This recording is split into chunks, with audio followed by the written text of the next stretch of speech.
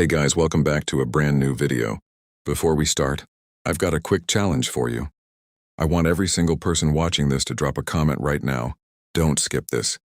Type anything or tell me where you're watching from. I read every comment, and I might reply to you or feature you in my next video. Now let's get started. The hiring official barely looked at me when I handed over my application. His name was Reynolds, a man with gray temples and the kind of exhaustion that comes from 30 years of federal paperwork. He stamped something without reading it and said, "You understand this is a remote post. No town for 40 miles. Winter lasts 8 months. We lose people out here." I understood perfectly.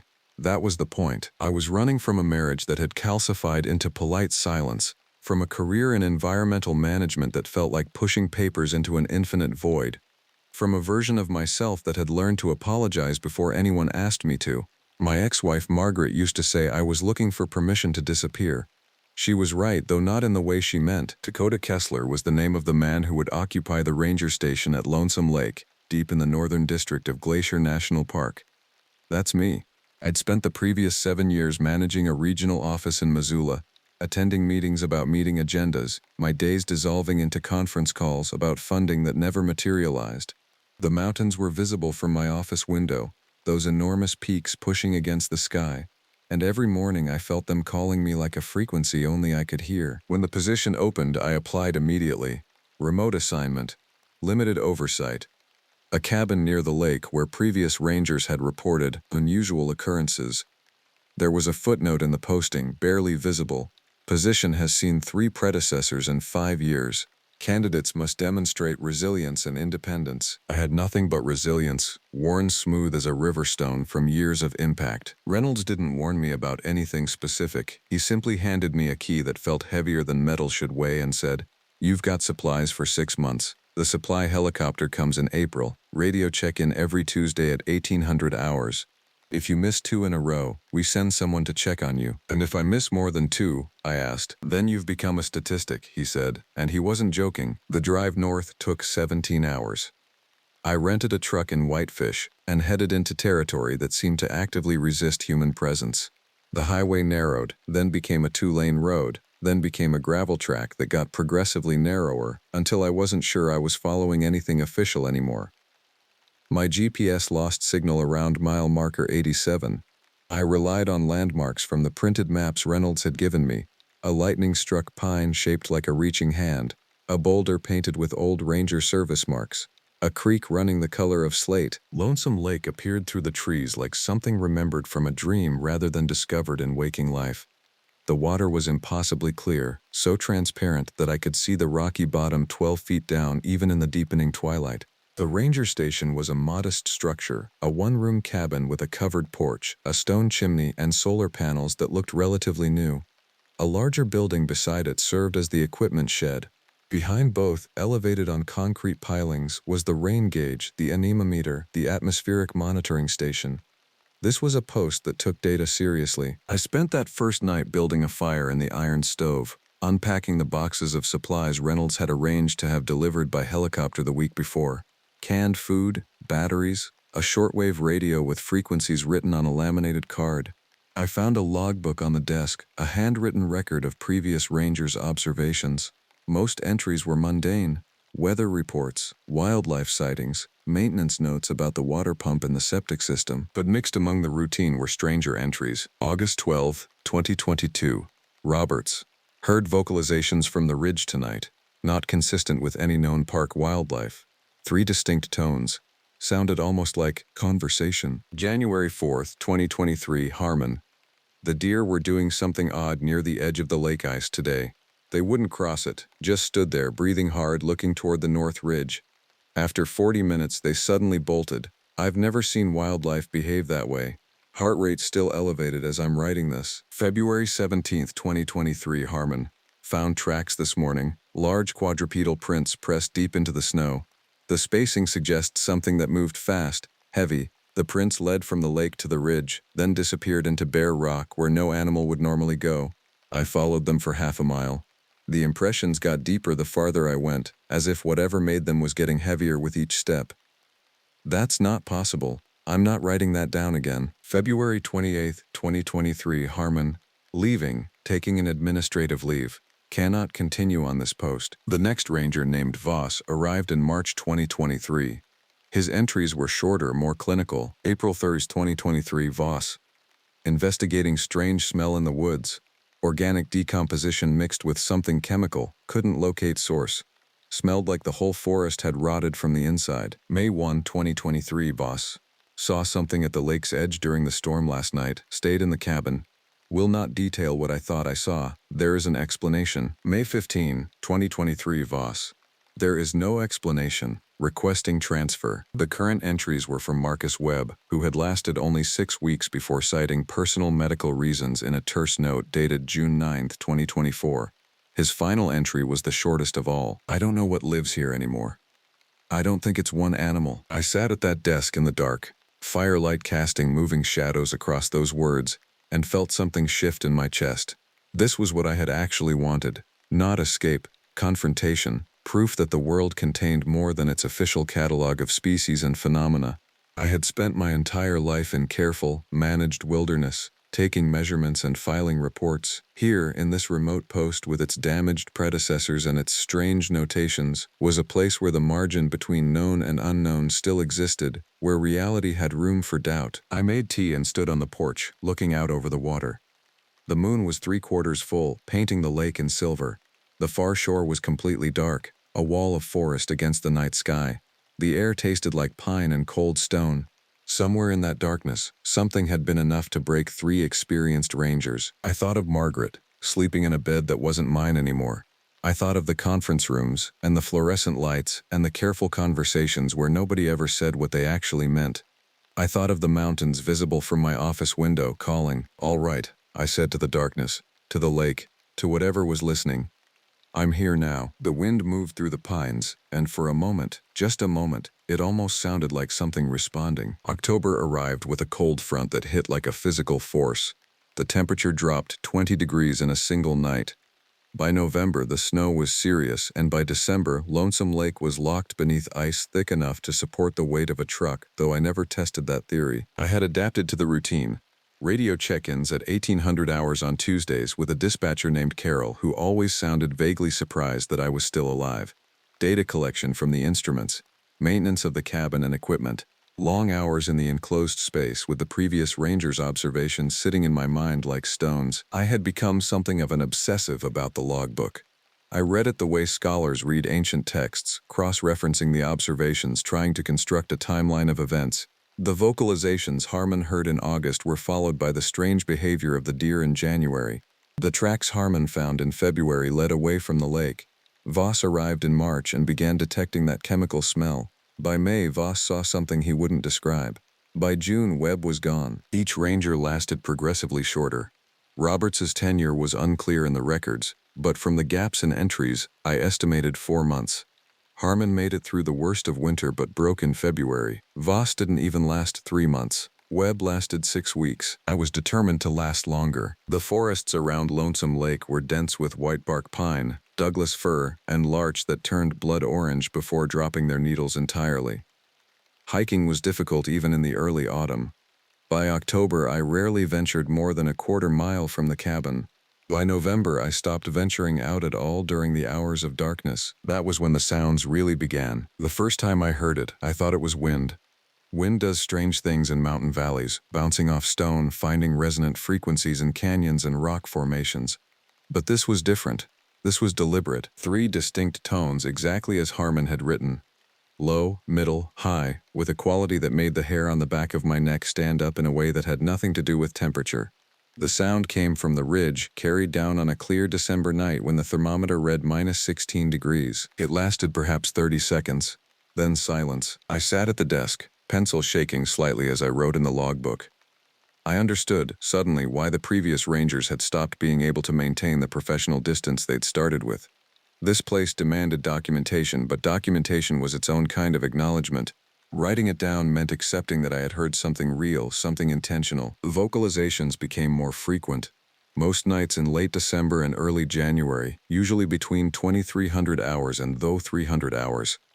I set up a recording device, a professional audio logger I'd bought during a supply run to the nearest town before the roads got bad. The recordings were useless. The sounds never appeared on the playback, even though I could hear them clearly in real time. Whatever made those vocalizations operated on a frequency my equipment couldn't capture, or the sounds didn't exist in any physical medium that conventional technology could measure. That was the moment I understood why the previous rangers had struggled to maintain their grasp on rational explanation. In mid-January, I found the first set of prints in the snow near the cabin. They were deeply impressed into the crust, four-toed, each print the size of a large dinner plate. The spacing between them indicated a creature moving upright, or at least quadrupedal with an extremely long stride. The tracks came from the ridge down toward the cabin, circled it twice, and then headed toward the lake. I followed them, tracking the disturbed snow back up the slope. The trail led to a specific location maybe half a mile from the cabin, a clearing among the pines where something had been standing for an extended period. The snow was packed down, compressed, with deep gouges where something had clawed or dug. There was a smell there, faint but present, exactly as Voss had described it. Organic decomposition mixed with something acrid, almost chemical. My first instinct was to leave, to not linger in that place. I stayed long enough to take photographs. I stayed long enough to collect a sample of the soil, though I wasn't sure what I was testing for. I stayed long enough to realize that the smell was stronger in one specific spot, where the snow had melted despite the surrounding cold, revealing dark earth beneath that steamed slightly in the frozen air. Something had bled there, or sweated there, or had been standing in that spot long enough to generate heat. In the middle of January, in the heart of a Montana winter, by late January my sleep had become fragmented. I would lie in the cabin's narrow bed, listening to the wind and wonder if the sounds I was hearing were external or generated by my own exhausted mind. The cabin had only one door and one window, both locked. The window faced the lake. I had moved a chair there, where I could sit with the logbook and attempt to make sense of my observations. On January 28th, I saw the deer. It stood at the edge of the frozen lake, near the spot where my mystery tracks led. The animal was completely motionless, just as Harmon had described. Its flanks heaved with exertion, visible even from a distance. Its head was turned toward the ridge. I watched it for 45 minutes. It never moved, never flinched. Every muscle appeared locked in a state of extreme tension. Then, suddenly, it bolted. Not toward the forest, toward the open ice of the lake, running in long, desperate strides until it was 50 yards from shore. Then it simply collapsed, folding onto its legs in the middle of all that white emptiness. I considered going out to investigate. The ice was solid enough, the distance was manageable. But something, instinct, self-preservation, the accumulated weight of the previous ranger's warnings, kept me in the cabin. The next morning, I checked the logbook and found that I had fallen into the exact pattern of previous rangers. Observe, document, question reality, withdraw further. The isolation was becoming a living thing, pressing down on the cabin like a weight of snow that never melted. That night I heard the vocalizations again, but this time they were different. This time they came from the ridge and sounded almost like they were calling my name. February is when Glacier National Park becomes absolutely hostile. The snow doesn't fall in flurries but in sustained hours of heavy precipitation. The temperature doesn't hover around zero, it settles there like a permanent resident.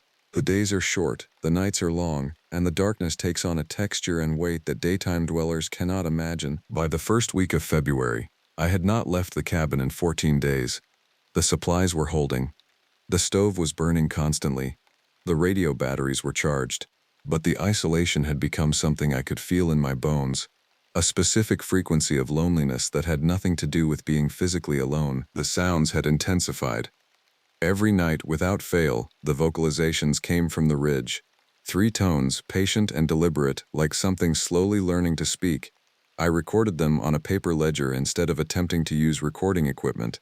The attempt at documentation, at maintaining some connection to objective reality, became a form of meditation. On February 6th, Carol's voice through the radio was different when I called in for my Tuesday check-in.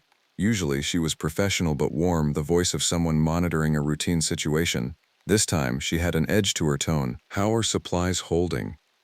she asked. "Fine. Plenty of food, water, fuel. The solar panels have been generating during the clear days. Any issues with equipment? Nothing structural. The cabin is solid." A pause. Static crackle. Then, "Any unusual observations? Wildlife? Weather anomalies?" This was not the standard check-in script. I understood suddenly that Carol had been briefed. Reynolds had told her about the previous rangers. She was checking on me with an undercurrent of genuine concern. Nothing beyond the normal variance for the season, I said, which was perhaps the largest lie I had ever told through an official channel. All right. We'll be monitoring conditions. If the weather window opens in March, we might try to get a supply drop earlier than scheduled. Just in case. In case of what? In case I decided to leave like the others? In case I became a medical emergency? In case something happened to me that required official intervention? I didn't ask.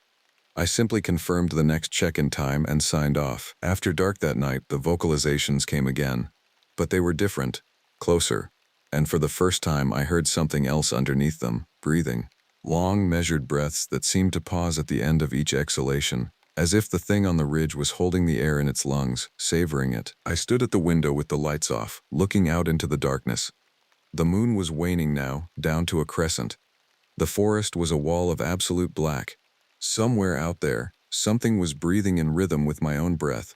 And for a moment, I couldn't tell where my exhalations ended and its inhalations began. The fear I felt was specific and precise, not the abstract dread of dark places or isolation, but a concrete, biological terror triggered by something my brain recognized without my conscious understanding.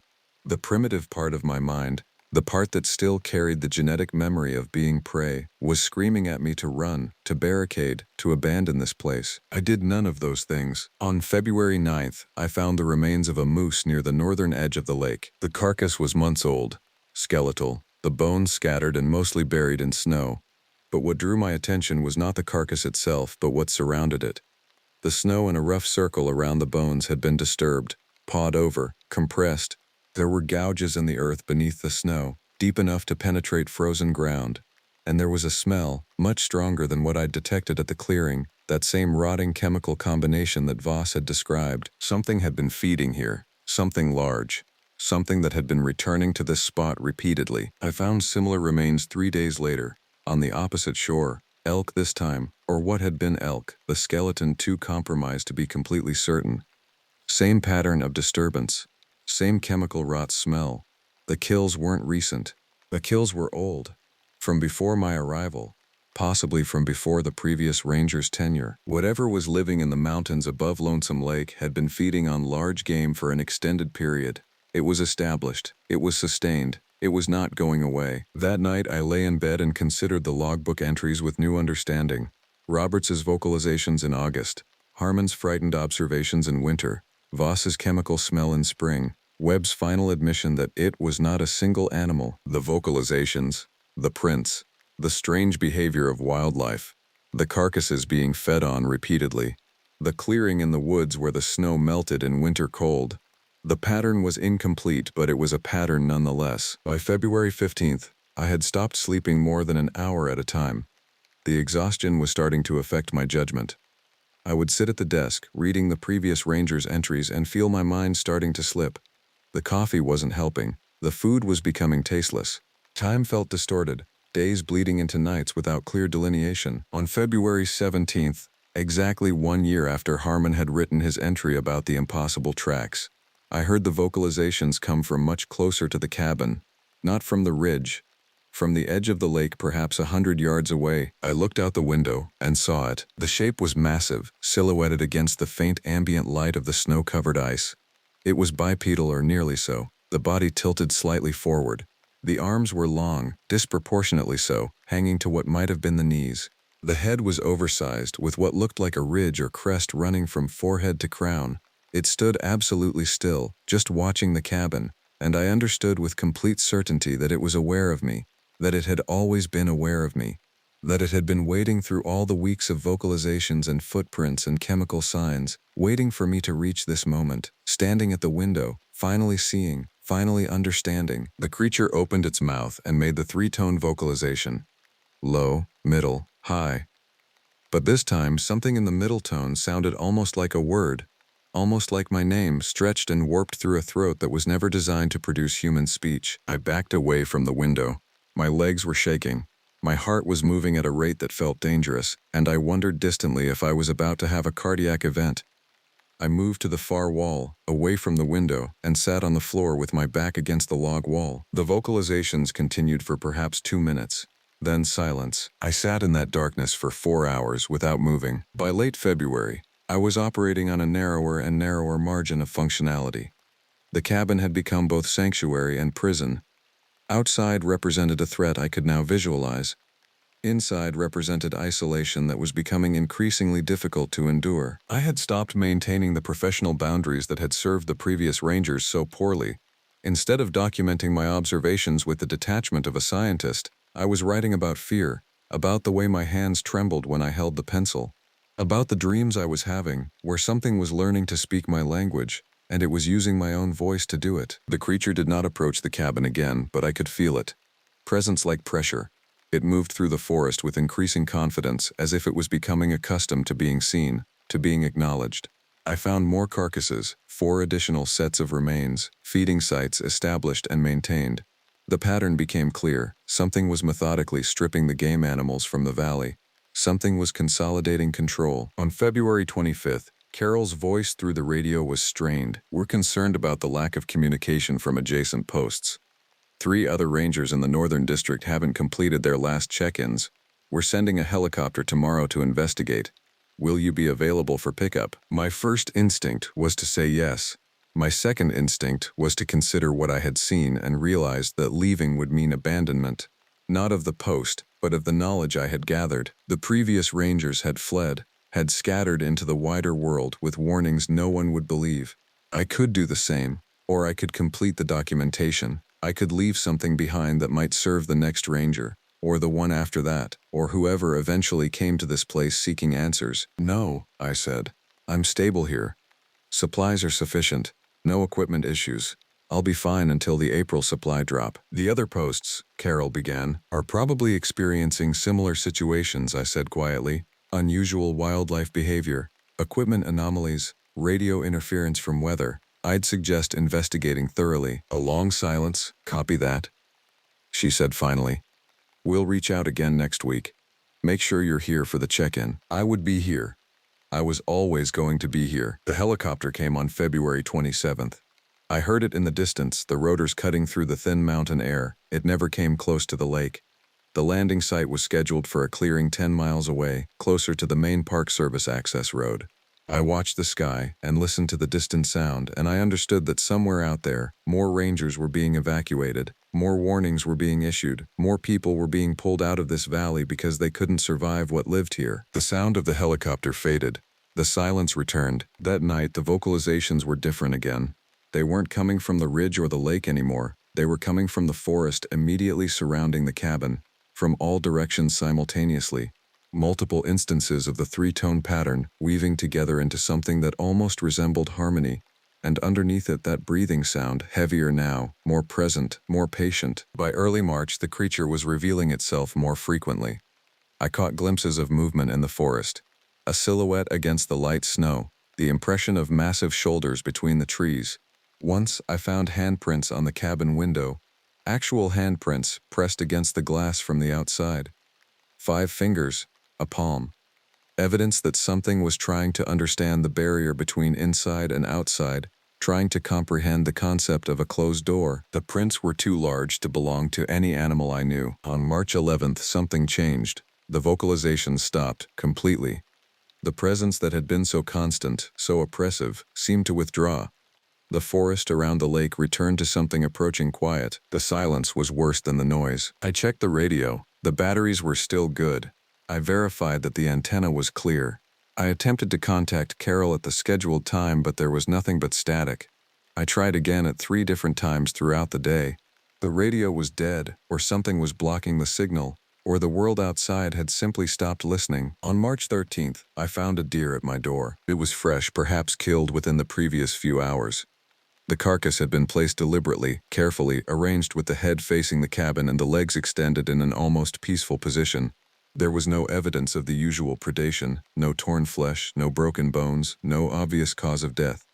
The deer simply lay there cold and still, a gift or a warning, or perhaps a question. I didn't move it. I stepped around it and returned to the cabin. That night, I heard something that might have been laughter coming from the ridge. A series of low, rumbling sounds that could not have been made by any animal I could identify. By March 18th, the obsessive documentation that had kept me functionally intact was starting to dissolve. The logbook was becoming more stream of consciousness. My handwriting was deteriorating.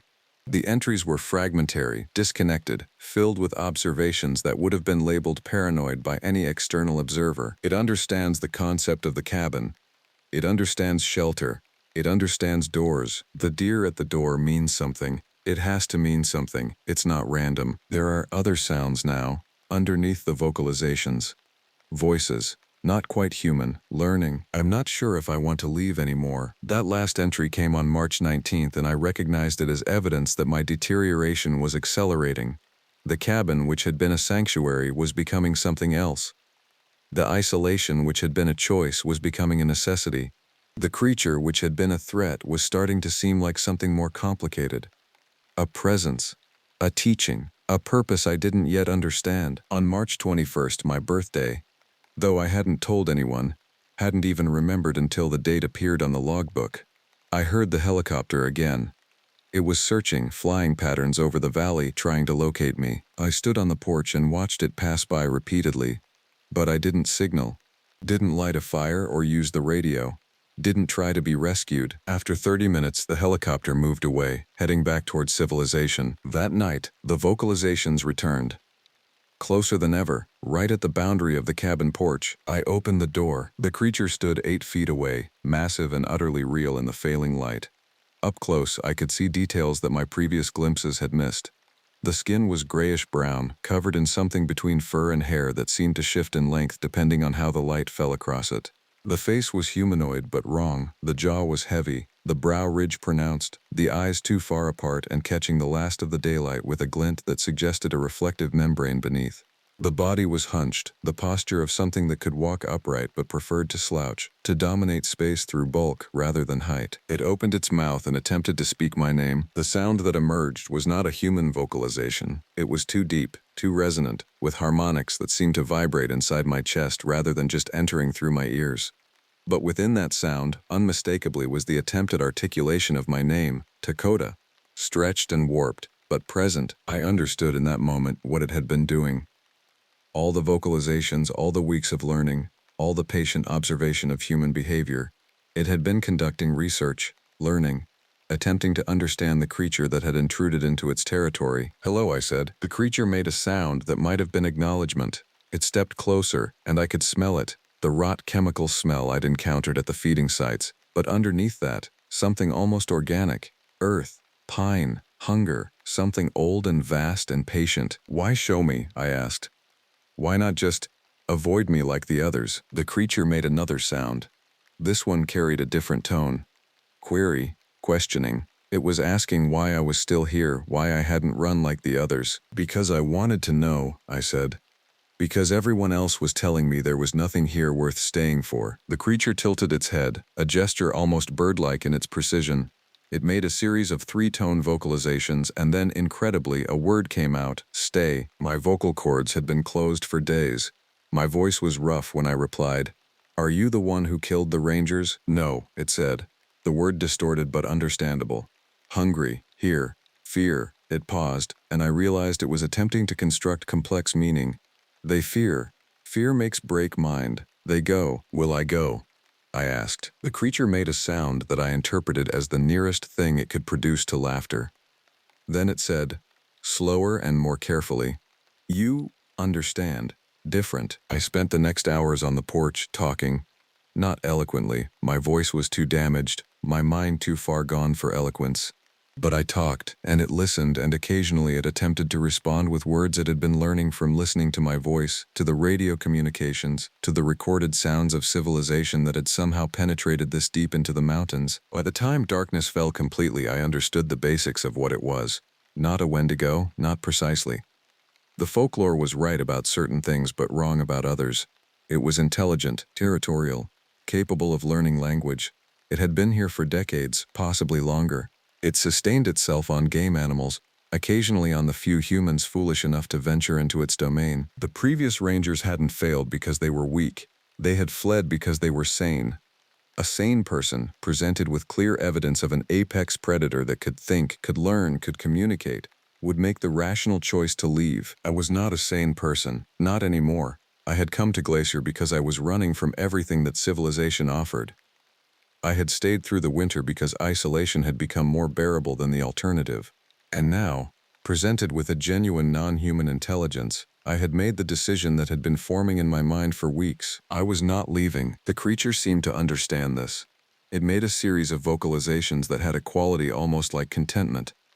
Then it moved into the forest, disappearing between the trees as silently as something so massive should not be able to move. I returned to the cabin and wrote my final entries in the logbook. The warnings from previous rangers are accurate. Something dangerous lives in the mountains above this lake. It is intelligent. It is patient. It is also lonely, in a way that I recognize from my own isolation. The recommended action for new rangers should be immediate departure. The official protocol is sound. This place is not habitable by normal measures, but for those of us who have already departed from normalcy, who have already sacrificed everything to escape the world that civilization demands we inhabit, there may be purpose here.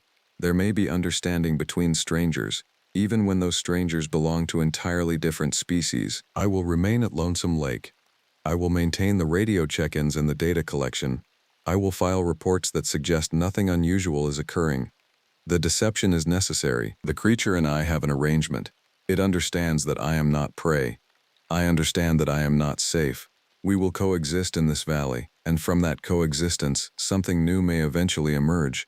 Something that textbooks have never documented because documentation requires the perspective of those who leave. I came to Glacier National Park because I was running from a wife, from a career, from a version of myself that couldn't survive another day in the world I had constructed.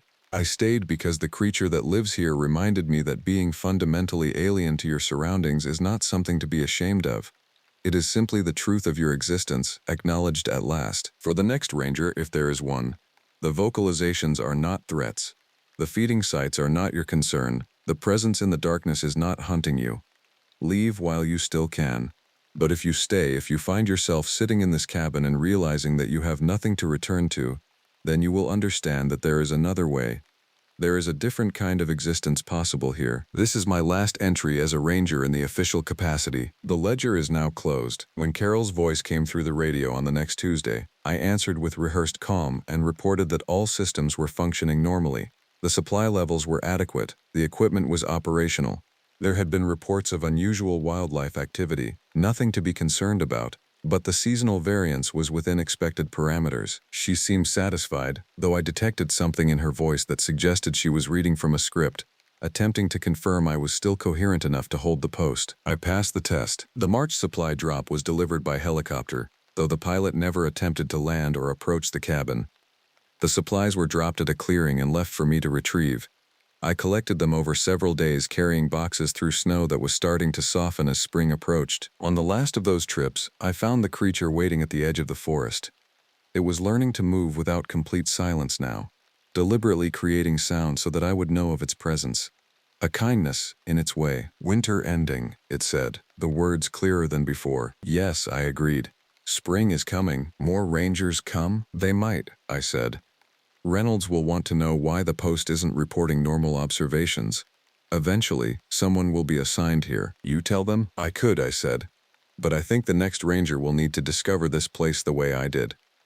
That's the only way they'll understand. The creature made a sound that might have been agreement. What's your name? I asked. Can I ask that? It made a series of vocalizations that I couldn't begin to reproduce.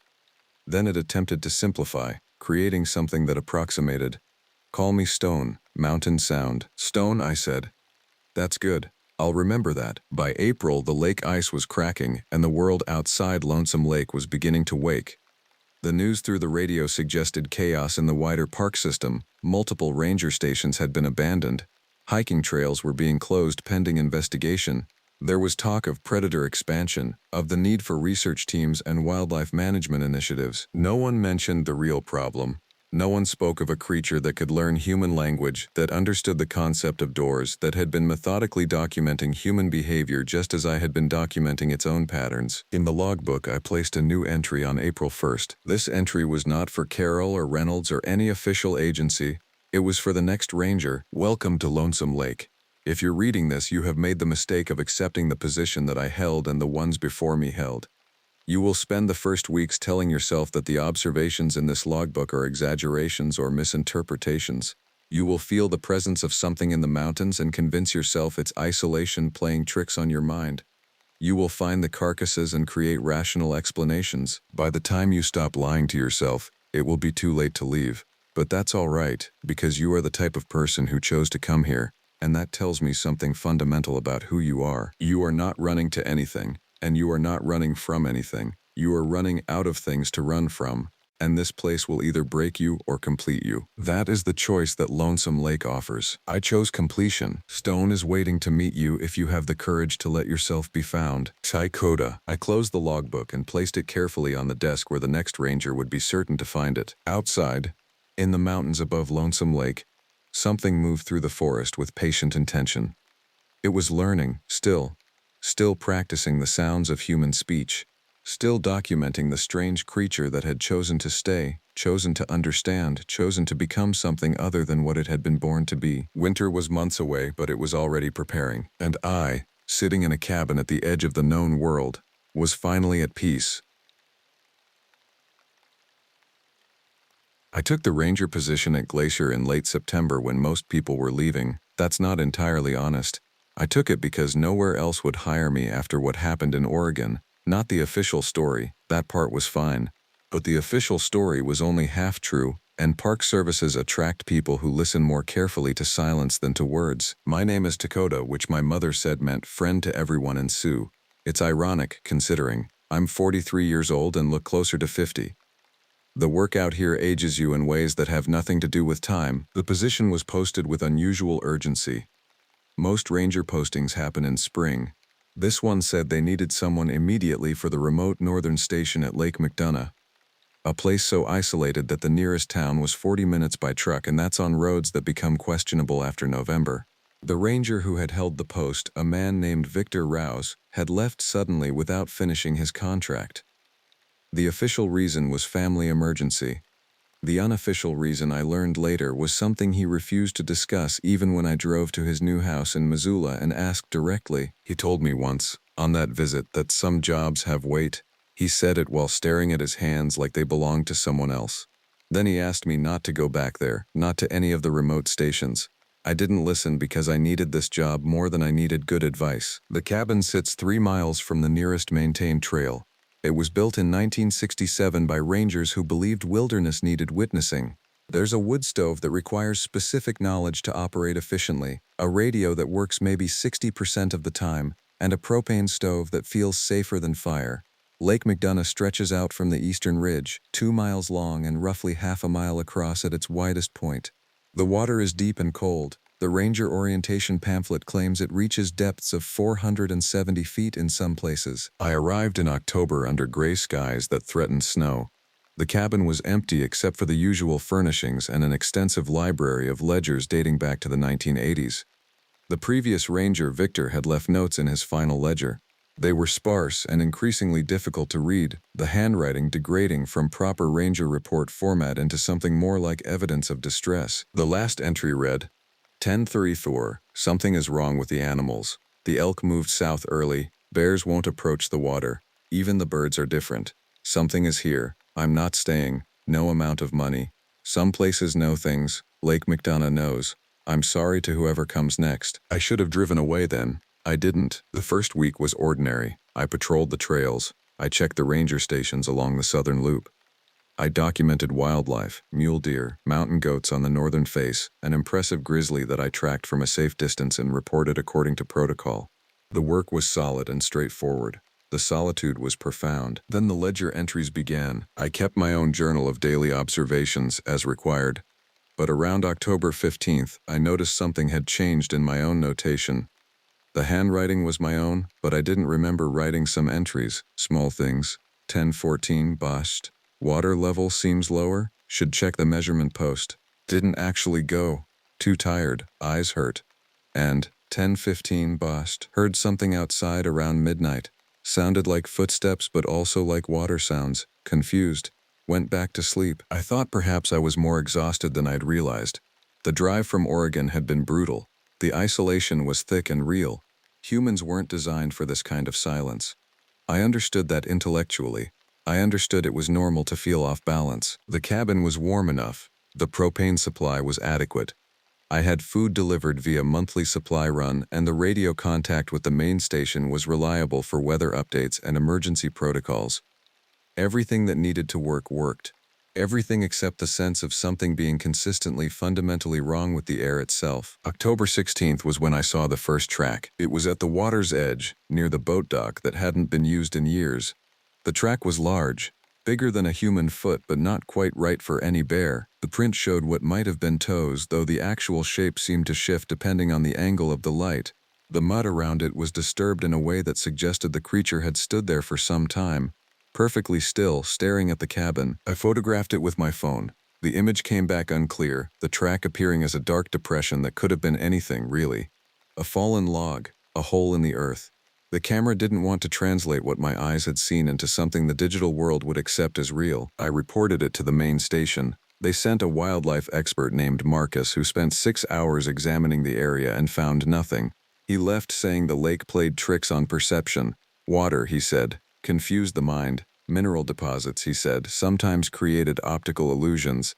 He was professional and competent and entirely unconvincing. After he left, I found another track. This one was closer to the cabin, in the dirt beside the west-facing window. This print was clearer. It showed something that could almost be described as human if humans had 6 toes and joints that bent in directions that shouldn't be possible. The creature had been standing at my window while I slept. The track indicated it had remained there for extended time. The mud showed a small pool of liquid that wasn't water, thicker, with a faint copper smell that made my stomach turn. I don't know why I didn't report this one.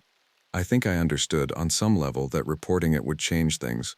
It would make it real in an official capacity, and that would bring people, and people would ask questions I couldn't answer about why I hadn't left yet, about why the place didn't scare me away immediately. The truth was more complex. The truth was that I recognized the shape of the track in some deep part of my memory, in the part of me that was Lakota even though my mother had left the culture behind to build a life that felt normal.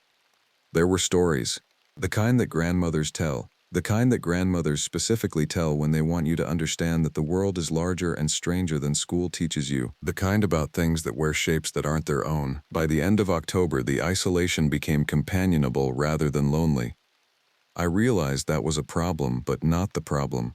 The companionable feeling came from understanding that I wasn't alone, that the lake and the woods and the thing that moved at the edges of things were all aware of each other, and I was part of that awareness whether I'd asked to be or not. The temperature dropped steadily.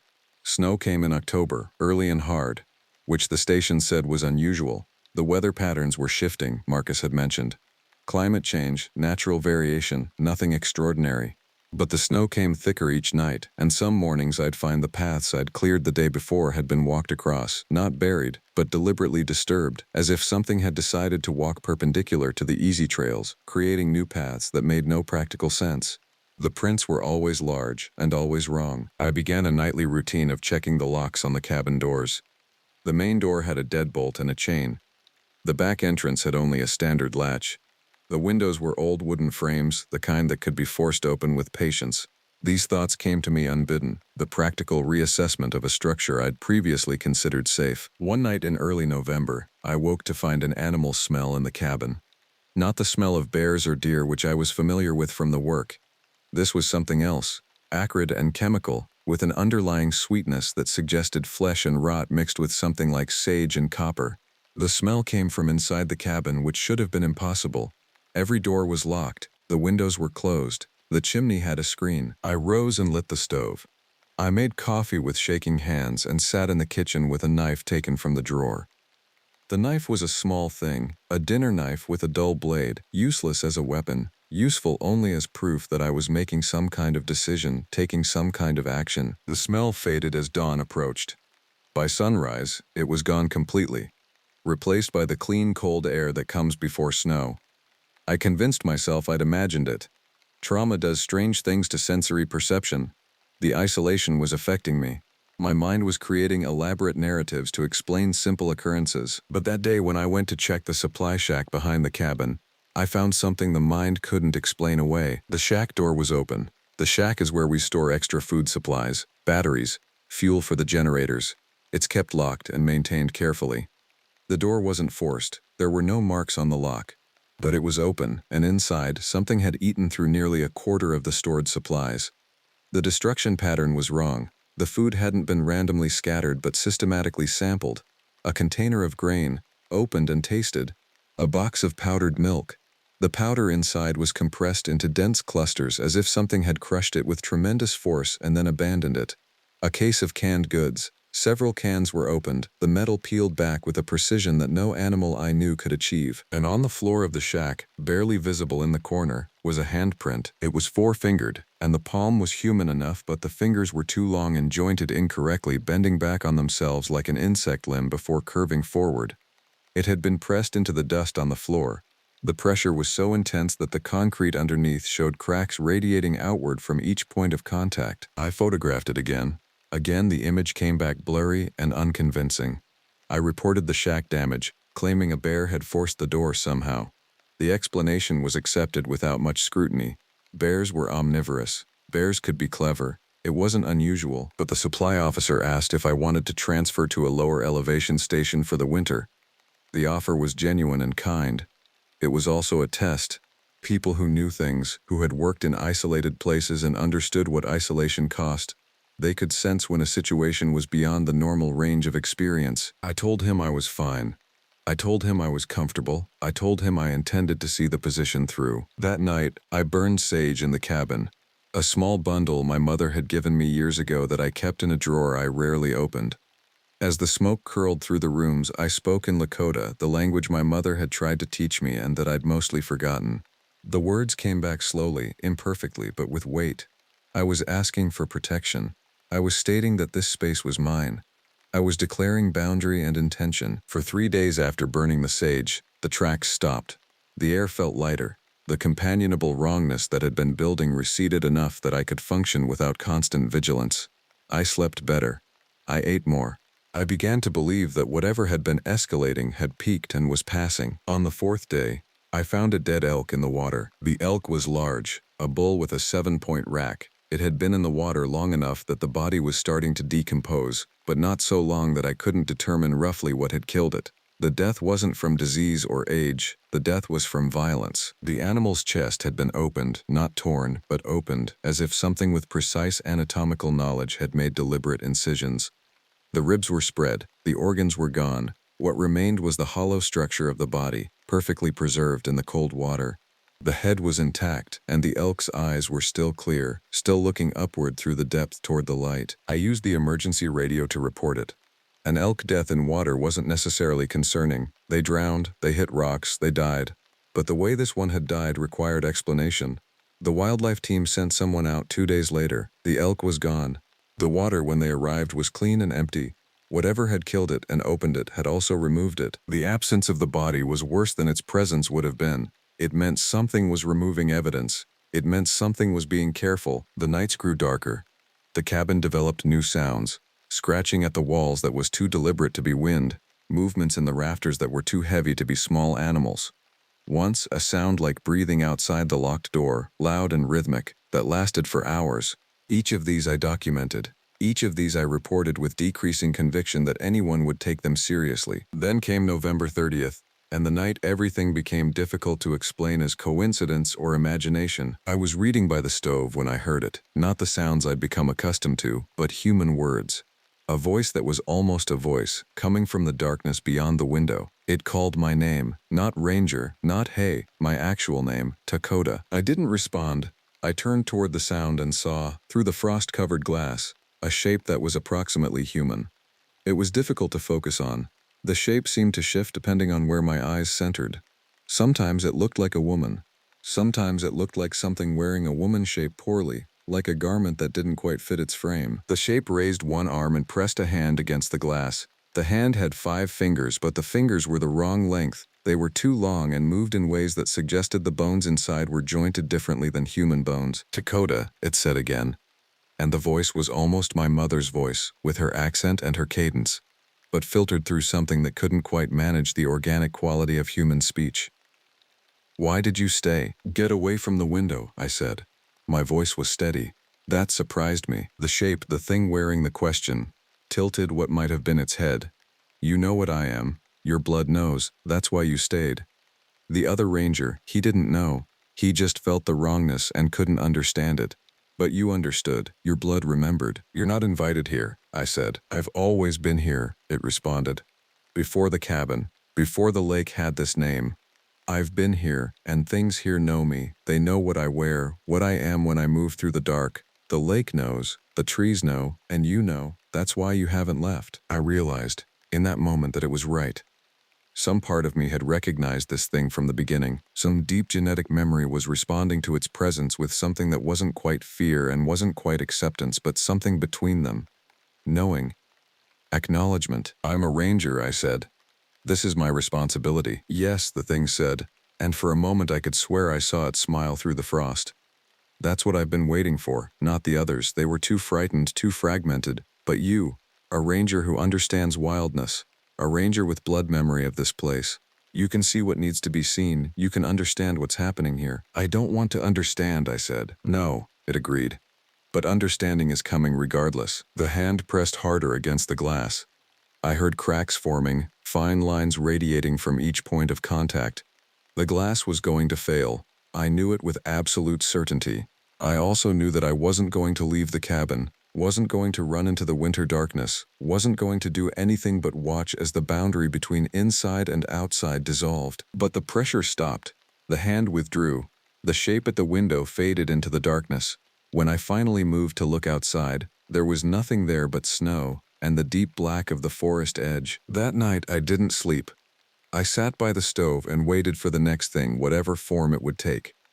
But there was only silence and the distant sound of wind that might or might not have been wind. December brought snow that piled in drifts higher than the cabin roof. The isolation became absolute. The roads south became impassable. Supply runs were canceled. The main station said a team would come out to check on me once the weather cleared, that they'd bring supplies then, that I should maintain radio contact. I did. The radio worked on schedule. The contact was professional and reassuring and entirely insufficient. By the second week of December, I understood what the thing had meant about watching. I began to see patterns in the animal behavior, patterns that made sense only if I accepted that something was orchestrating them. The ravens came at certain times, always watching the cabin, always perched at angles that allowed them to see inside. The deer moved in specific patterns around the structure, creating a circuit that suggested they were being herded, guided. Once I saw a wolf that was obviously the thing wearing the wolf shape poorly. The way it moved was too fluid, too intelligent, too aware. It looked at me directly, and in that moment, I knew that disguise was optional, that the wearing of shapes was just a courtesy while it evaluated me. I found a journal in the cabin's storage closet that hadn't been there before. The handwriting was my own, but the entries were from dates that hadn't occurred yet. Futures I hadn't lived. They described events in detail, the way the ice would crack on the lake, the pattern of the thing's movements, the specific moment when the cabin's door would be forced open. I burned the journal in the stove, page by page, watching as my own handwriting turned to ash. The words went unread because some knowledge I understood was weight that specific people were meant to bear, and I wasn't strong enough to carry the burden of seeing my own ending written out in my own hand. The temperature dropped to 23 below zero. The cabin held heat but barely. I burned wood continuously and rationed food, though I understood that running out of supplies wasn't the real danger I faced. The real danger was that the thing would decide the season of patience was over, that it would stop wearing shapes and simply be, and I would be forced to confront something my mind couldn't quite process, some true form that existed outside the normal categories of animal and human and other. On December 19th, I made a decision. I was a ranger. That meant I was responsible for this land, this cabin, this lake. It meant that whatever was happening here, whatever the thing's purpose was, I had a duty to understand it and report it. More than that, on some level I understood that my presence here wasn't accidental. Blood memory didn't explain everything, but it explained enough.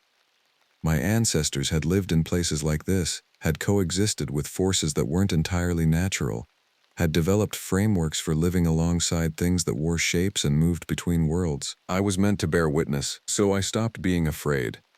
Not in the sense of courage, which is resistance to fear. I stopped feeling fear because I stopped contesting the reality that the fear was responding to. The thing was here. It had always been here, it would be here after I left. Accepting that was quieter than running. That night I opened the cabin door. The cold was a physical force so intense it made breathing painful. The darkness outside was complete except for starlight reflecting off the snow. I walked to the dock, my boots crunching in the snow, my breath coming in clouds that froze in the air. The lake stretched out before me, locked in ice that was a foot thick. There was no sign of the thing, but I knew it was close. I could feel it the way you feel someone watching you from darkness. Not a sight or a sound, but an alteration in the quality of attention. "I'm here," I said to the night. "I'm listening. What do you need me to see?" The surface of the lake shifted, not the ice, but something beneath it. A shape rising in the water, dark and too large. The water should have been frozen, but beneath the surface it was liquid, and something was moving through it with deliberate motion. The thing rose until it broke the surface. It was roughly human-shaped, but that description fails to capture what I actually saw.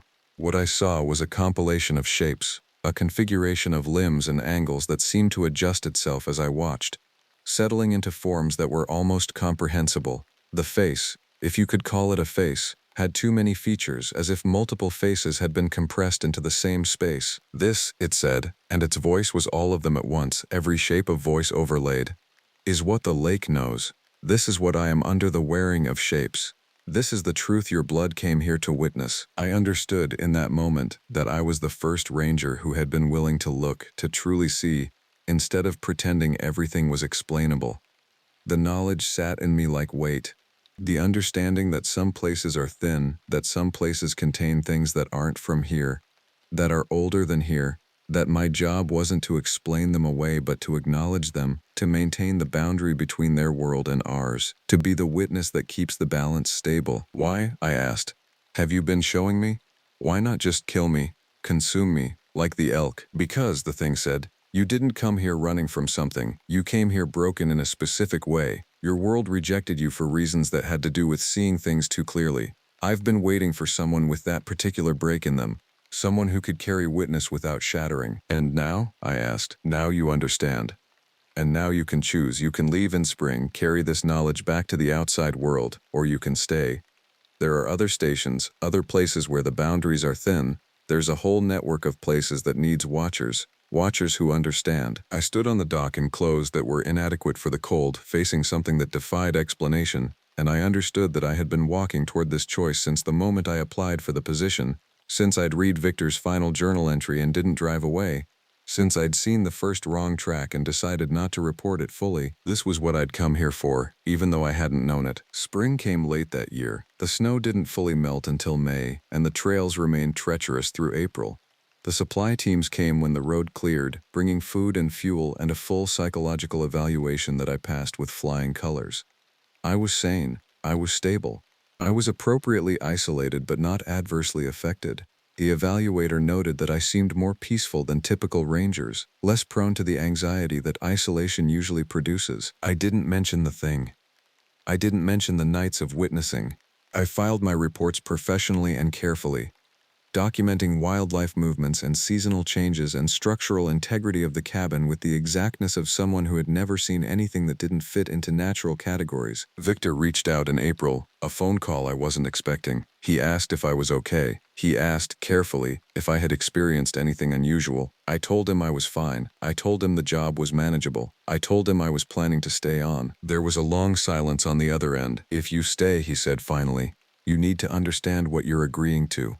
It doesn't release you. Once you see it, once you acknowledge it, it marks you.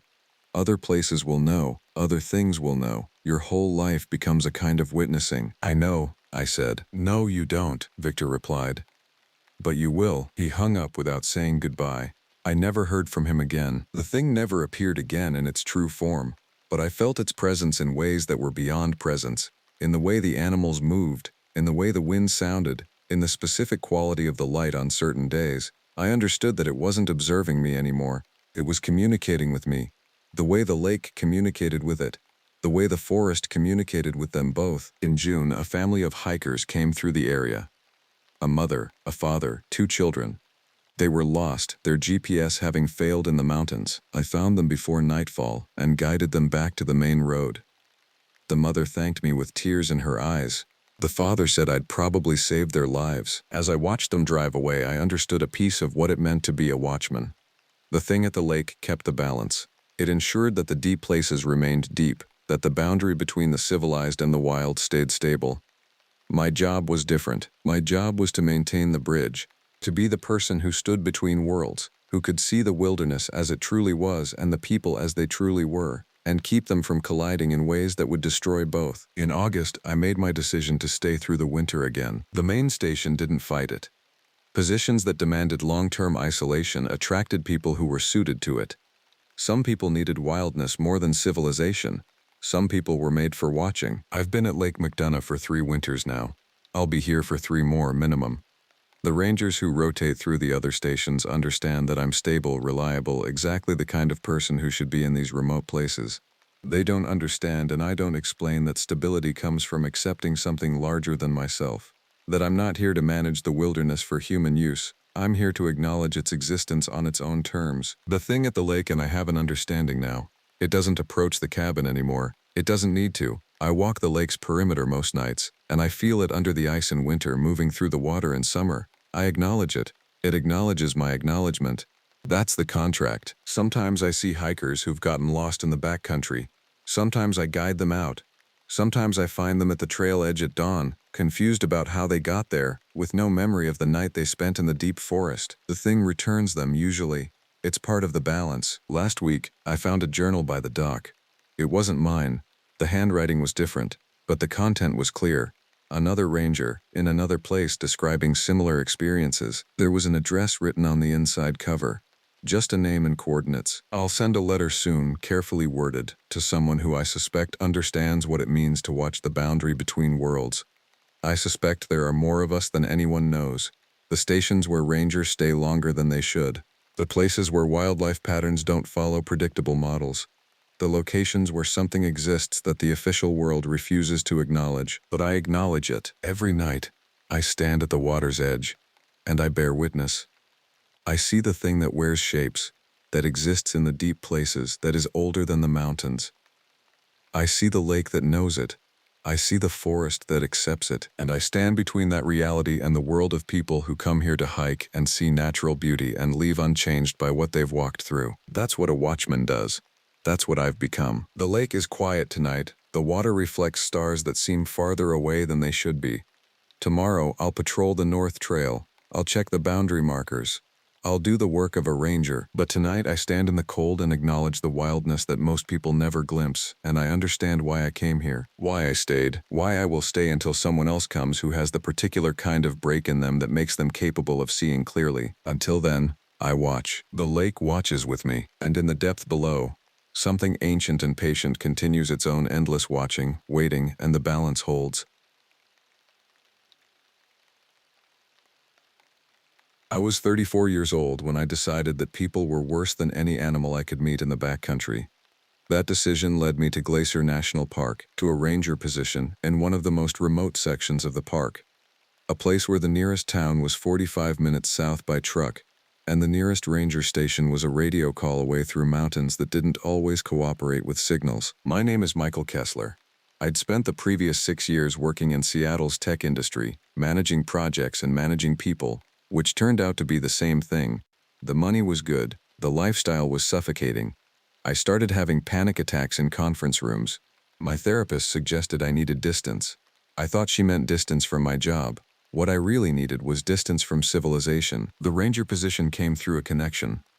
My college roommate's father worked for the National Park Service. The job posting described backcountry patrols, trail maintenance, search and rescue coordination, and wildlife management. It also paid $38,000 a year. In Seattle, that wouldn't cover my apartment. At Glacier, it came with housing. A small ranger station and cabin complex on the western shore of Lake Sacagawea, a 17-mile-long body of water nestled between peaks that rose another 7,000 feet beyond the shoreline. I told my parents I was having a breakdown. They heard career change. My mother cried for a different reason than I expected. The cabin itself was built in 1987, though the logs had been harvested from standing deadfall a decade before that. Everything about it smelled like history and isolation. The kitchen had a wood stove that shared a chimney with the living room fireplace. The single bedroom contained a bed frame with a foam mattress and a dresser with drawers that stuck. The bathroom was functional but basic. The main appeal was the front porch, which overlooked the lake and the mountains beyond. I arrived in late September, when the aspens were turning and the weather was already turning serious. My supervisor, Douglas, a man in his 50s with the bearing of someone who'd spent 3 decades in the mountains, gave me a 1-week orientation. He drove me the park roads, showed me the 3 primary hiking trails within my zone, explained the permit system, and taught me how to properly hang food to avoid bear problems. On day 4, Douglas took me to Lake Sacagawea specifically. "This lake has a reputation," he said, cutting the engine at the overlook. We stood facing the water, which was dark blue and still, reflecting the clouds above without any wind to break the mirror.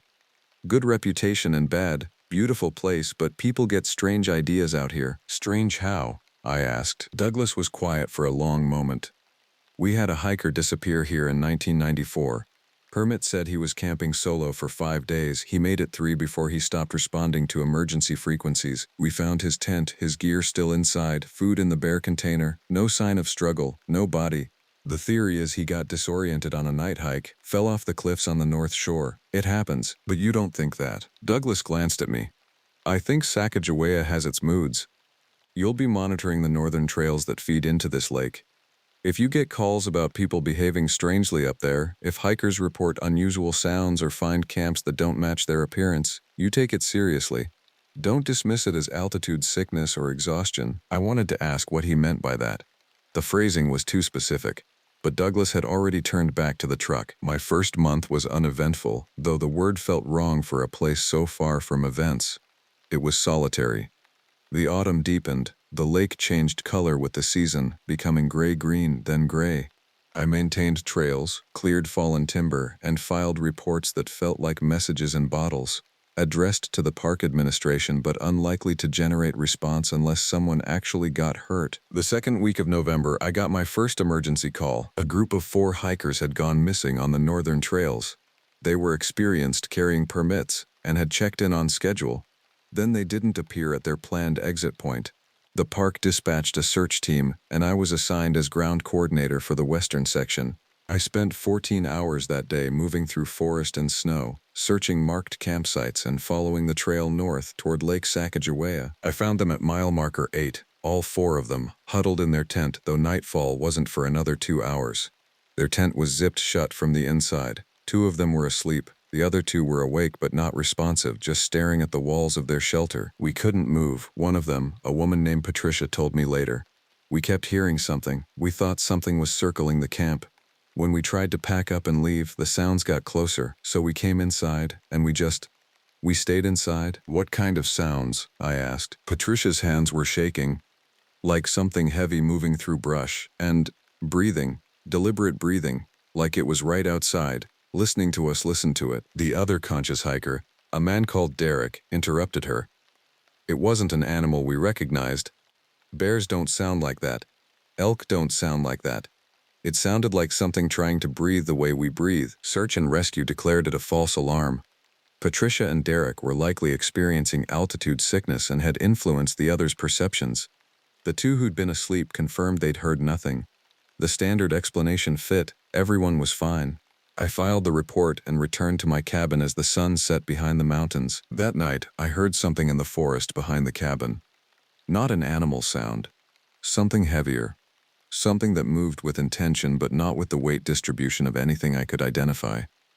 It circled the cabin once, maybe twice, then retreated toward the deeper forest. I sat at the kitchen table with my hands wrapped around a mug of tea, listening to the silence that followed. The next morning, I found prints in the mud beside the cabin. They were roughly human-shaped, but the stride was too long, and the toe impressions were wrong, deeper at the edges, as if whatever made them had claws that extended beyond where normal human nails would be. I photographed them, filled out an incident report, and sent it to Douglas with a message requesting a callback at his earliest convenience. He called that afternoon. "Michael, I need you to listen carefully. What you documented, those prints, they stay in the incident log. You don't discuss them with other rangers. You don't mention them to park visitors. You understand?" "No," I said. "I don't." "The prints appear at that location every few years. Sometimes they're in the Prince Lodge area. Sometimes they're at the visitor centers. Once they were at the ranger station at the south end of the lake. They're always approximately human-shaped, they're always unexplained, and they're always associated with localized incidents that we classify as natural phenomena. You're talking about something, I said. You're talking about something specific. Douglas was quiet. I'm talking about a suggestion you should consider, which is that you might not want to work the night shifts at your cabin. Some rangers sleep in the visitor center buildings when they're scheduled for evening administrative work. Some request transfers. Some decide the position wasn't right for them and move on. And you? I asked. You stayed for 30 years. I did, Douglas said. But I also learned to respect what doesn't need to be understood, just avoided. There are things in the mountains that predate the park by thousands of years. The Blackfeet people knew what they were. They didn't hunt that territory for reasons I respected. We work here. We maintain the infrastructure. We help the visitors. But we're not in charge. I hope you understand that distinction. He hung up before I could respond. Winter came early and hard that year. By mid-November, the trails were closing due to snow accumulation.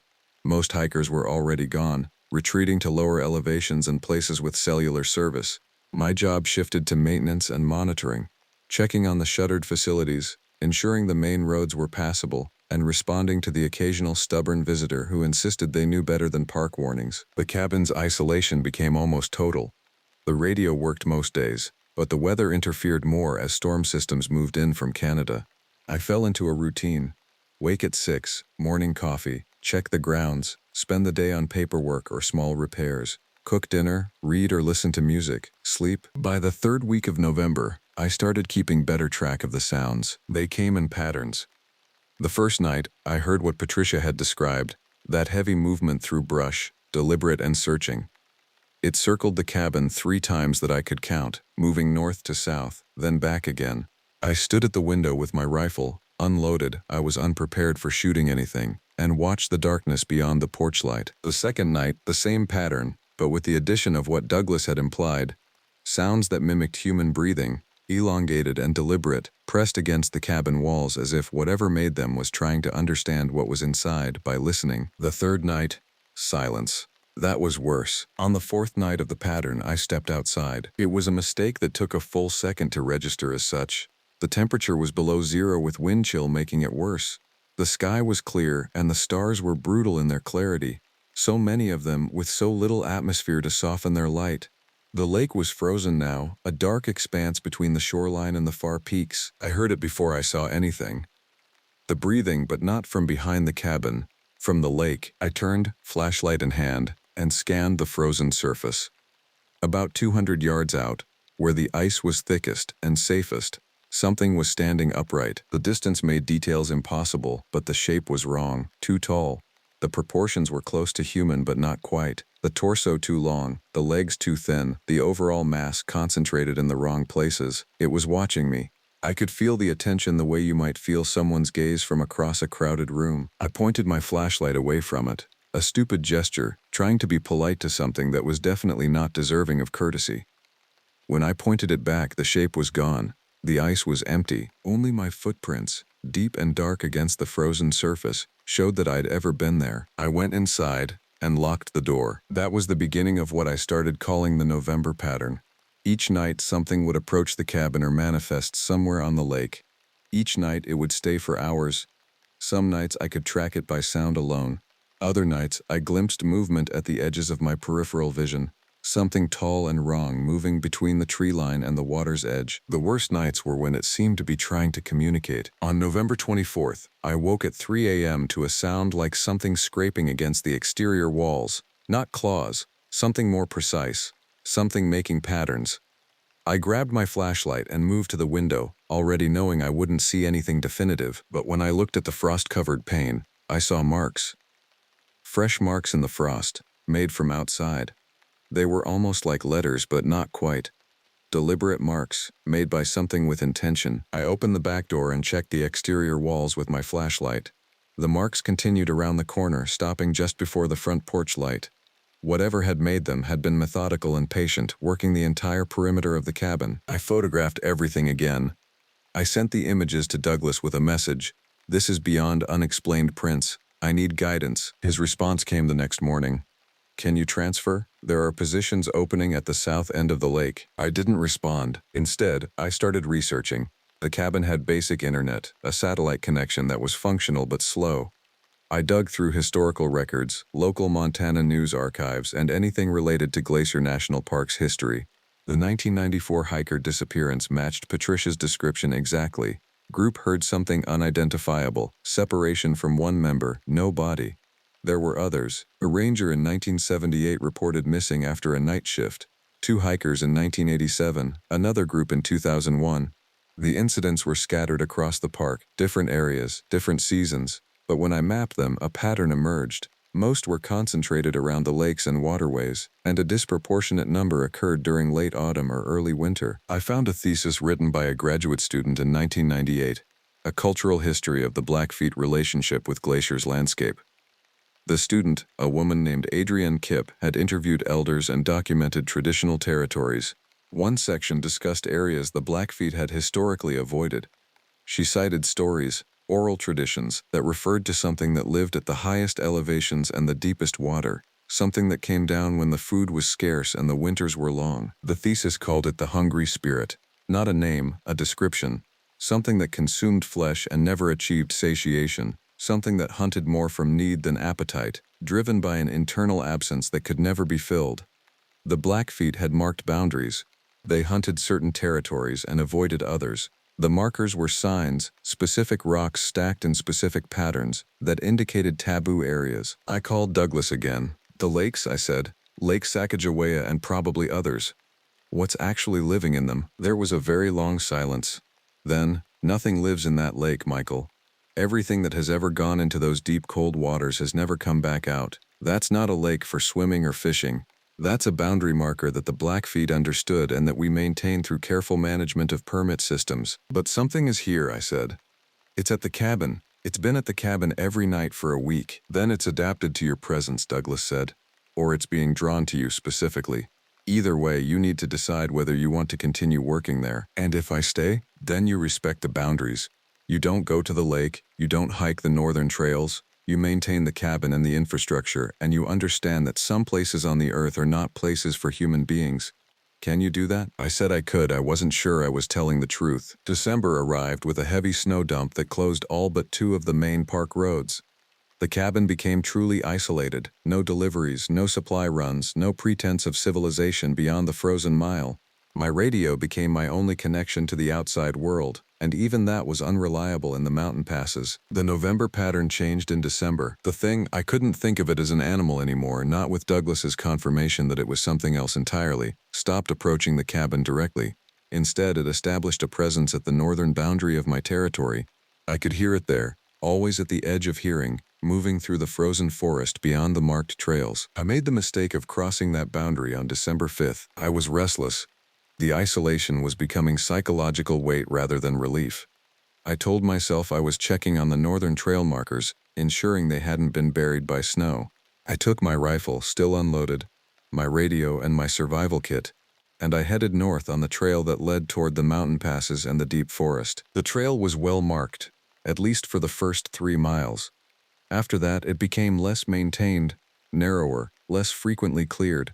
The snow was deep, up to my knees, and the wind had created drifts that forced me to bushwhack around obstacles. I was making poor time and worse decisions. The sun was setting when I realized I'd lost the marked trail entirely. The trees had gotten taller and denser. The peaks I'd been using as navigation reference were obscured by cloud and falling snow. I was 3 miles or more from the cabin, moving through forest that was becoming actively hostile in the dropping temperatures. That's when I heard the breathing, not distant. Close, directly behind me. I turned, and the forest was empty. No shape, no shadow, just trees and snow, and the gathering darkness. I'm getting turned around, I said aloud, for no good reason except that my own voice felt like an anchor to sanity. I'm headed back. The breathing continued, deliberate, rhythmic, right at the threshold of hearing. It moved as I moved, staying consistently 50 feet behind me perhaps. Not chasing, escorting. I walked faster. The breathing kept pace. The forest opened suddenly into a clearing, and I recognized where I was, the site of the 1994 missing hiker. The clearing had been marked with a memorial stone during my orientation, though I hadn't come this far north before. The stone was visible despite the snow, a dark granite rectangle half buried in white. As I watched, something moved across the clearing's far edge, a shape that was impossibly tall, its proportions stretched and wrong, moving on a trajectory that would intersect with my position if I stayed in place. I ran. I abandoned the pretense of navigation and simply ran, heading back the way I'd come, using the same forest markers I'd passed on the way in. Behind me, the breathing followed, and now there were other sounds. Something moving through deep snow with long, powerful strides, not trying to be quiet anymore. The cabin appeared through the trees like salvation. I didn't think, didn't check for safety. I just ran through the front door and slammed it shut. I locked it, then locked the back door, then wedged chairs under the handles for reasons that made no sense but felt necessary. It circled the cabin 3 times that night, making no pretense of stealth. The walls shook when it passed. The windows rattled. The breathing was so loud I could hear the sound of air moving through throat structures that weren't shaped for human respiration. Around midnight, it stopped. The silence that followed was worse than the noise had been. In the morning, I made radio contact with Douglas. "I found something in the northern clearing," I said. "A memorial stone. I didn't know about it." Douglas's response was immediate. "Stay away from that area, Michael. I'm very serious. That clearing is marked on maps for a reason. Those boundaries exist." "What's the stone?" I asked. "A reminder," he said. "A reminder that people who ignore warning signs become warnings for other people." I went to bed that night and didn't leave the cabin for 7 days. By mid-December, I had run out of resources for denial. The thing was intelligent. It understood that I was a prey animal with shelter, and that the shelter was what protected me. It had started introducing variations to its approach, testing different strategies.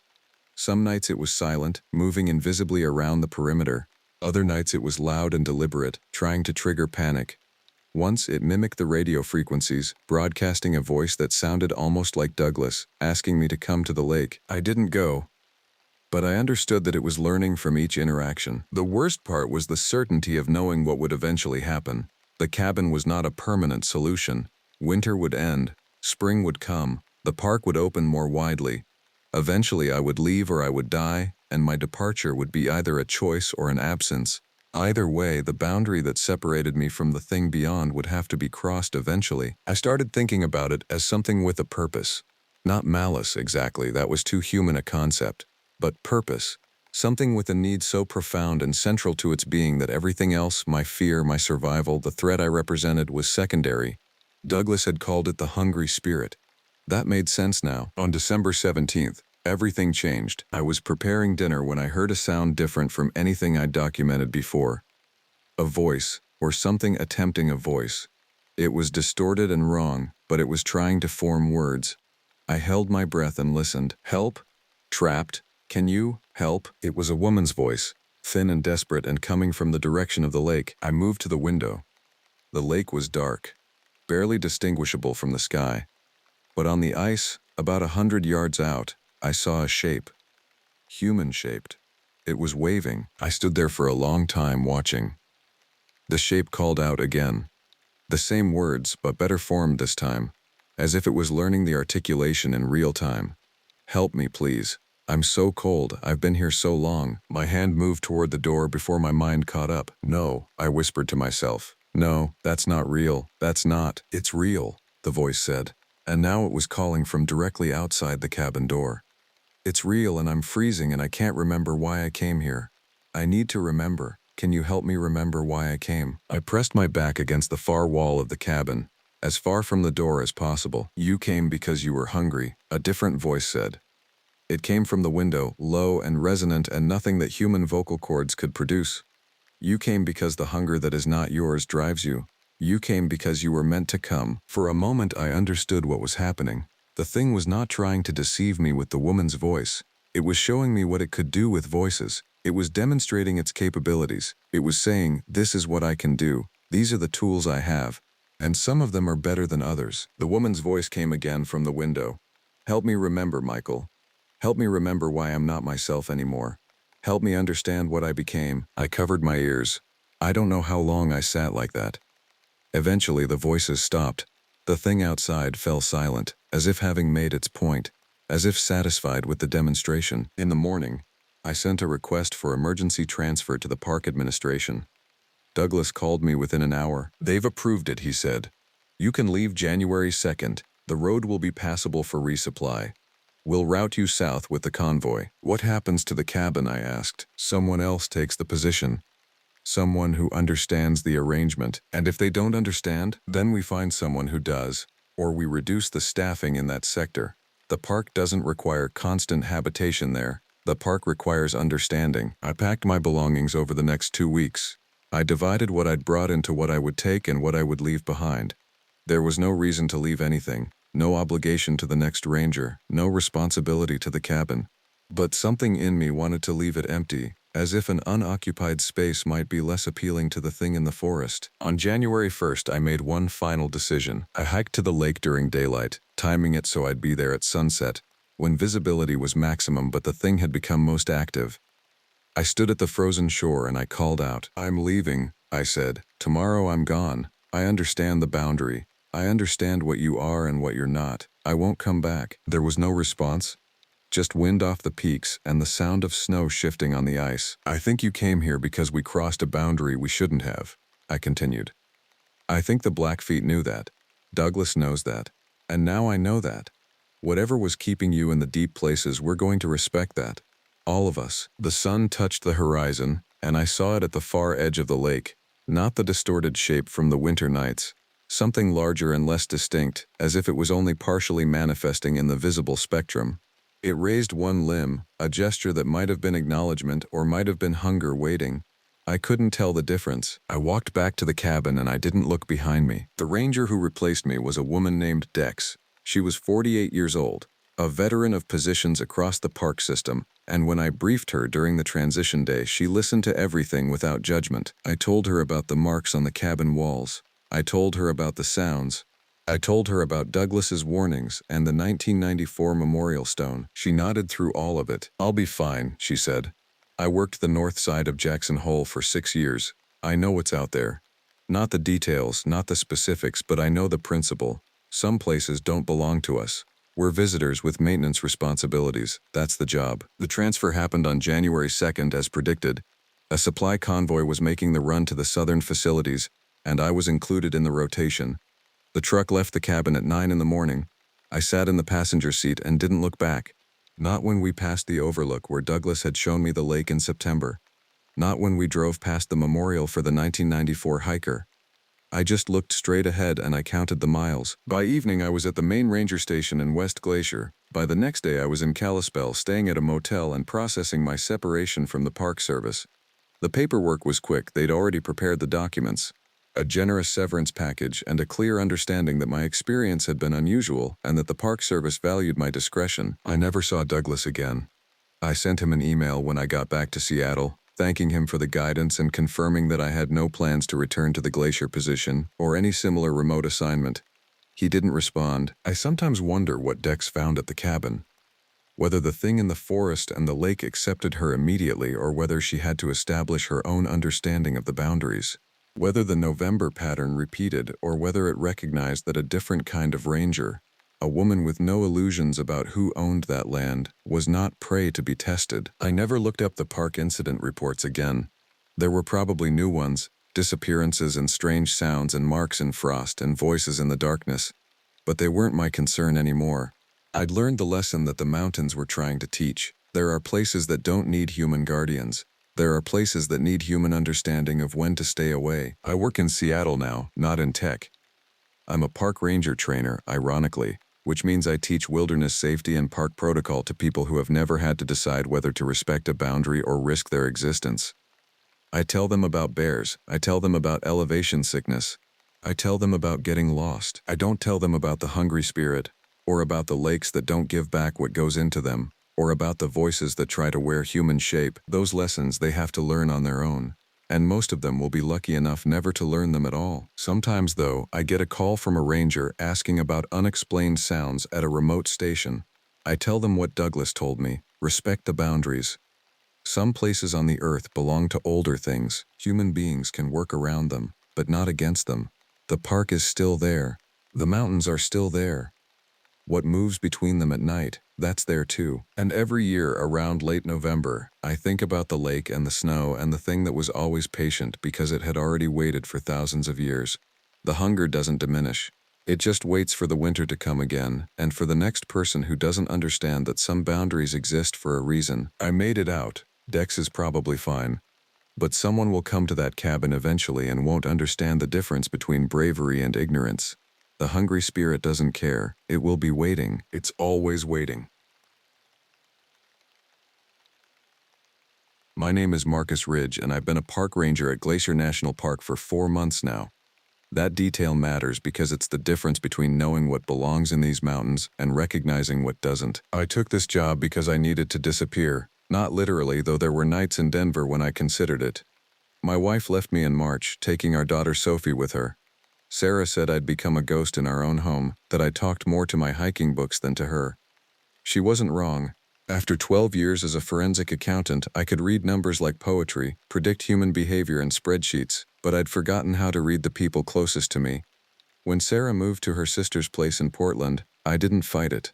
Instead, I submitted my resignation and started working outdoors where the only lies came from nature itself. Glacier had an opening. The hiring manager, Director Kessler, barely looked at my resume. He needed bodies on the mountain. That was June. Now it's November, and the season has turned the park into something ancient and unfamiliar. The cabin sits at 7,200 feet on the eastern edge of the park, a 3-mile hike from the nearest road. That's by design. Rangers at Glacier rotate through different posts each season, maintaining trails, checking water sources, documenting wildlife activity. My assignment was the Ridge Loop area, which sounds romantic until you realize it's because nobody stays in this sector long. The previous ranger, a man named Gregory, transferred after just 6 weeks. Kessler said he couldn't handle the isolation. I didn't push for details. The cabin itself is solid. Built in 1987, it's been maintained but not renovated. 20 by 12 feet, with a cast iron stove, a kerosene lamp, and a crank radio that picks up scratchy weather reports. There's an outhouse, a small shed for supplies, and a water tank fed by a spring.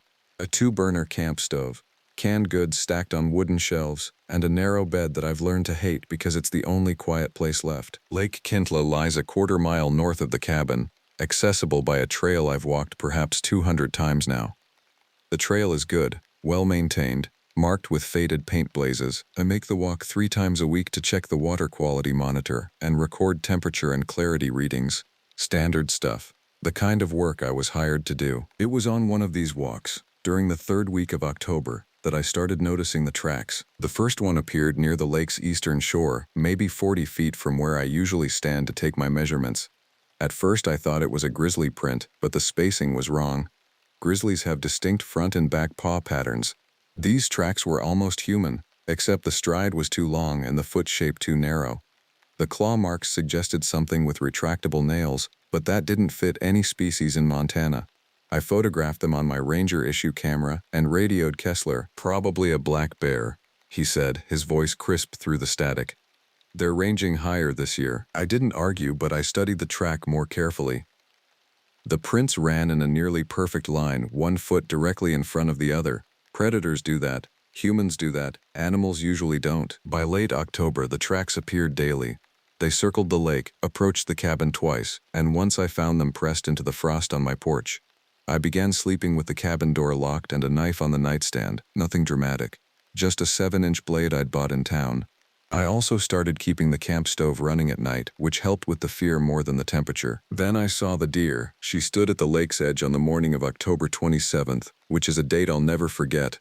I was making coffee when I noticed her through the window. At first I thought it was beautiful, a mule deer, cinnamon-colored, perfectly still in that way they have.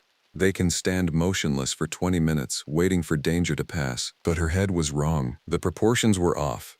The skull seemed too large for the body, the jaw extending further than it should. When I grabbed the binoculars, I could see that her eyes were too dark, almost perfectly black, and they were fixed on the cabin, not the lake, not anything else.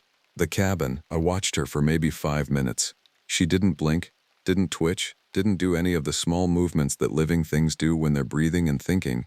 Then she turned with a movement that made my stomach drop. It wasn't the smooth gait of a deer.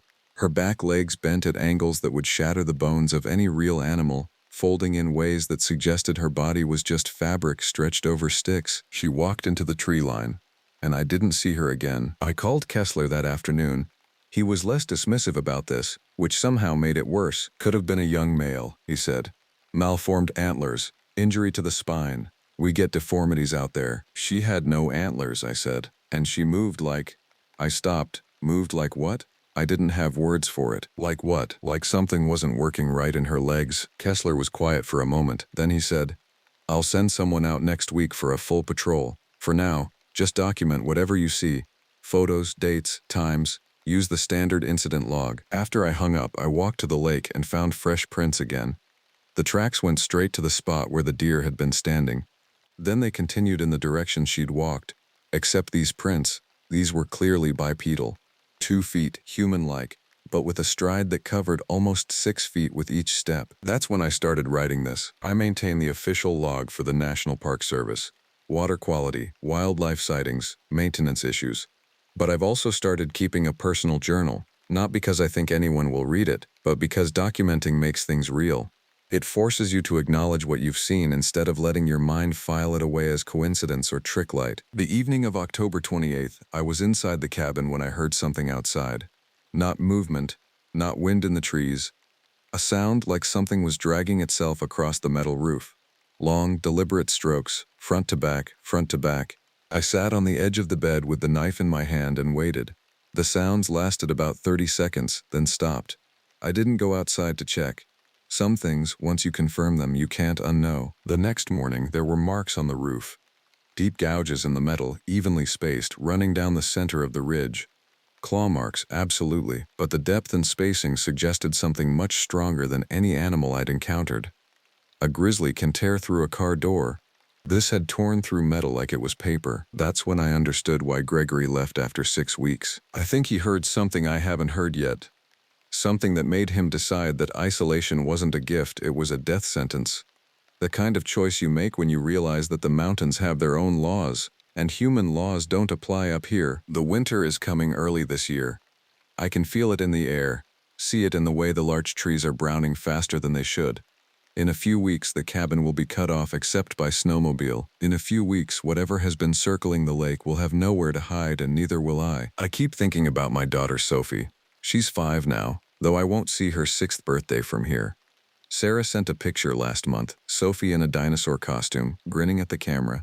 She asked if I was being brave like her dinosaur. I lied and said yes. The bravery I needed wasn't the kind that looks good in photographs. It was the kind you cultivate in the dark, when you're alone in a cabin at 7,200 feet.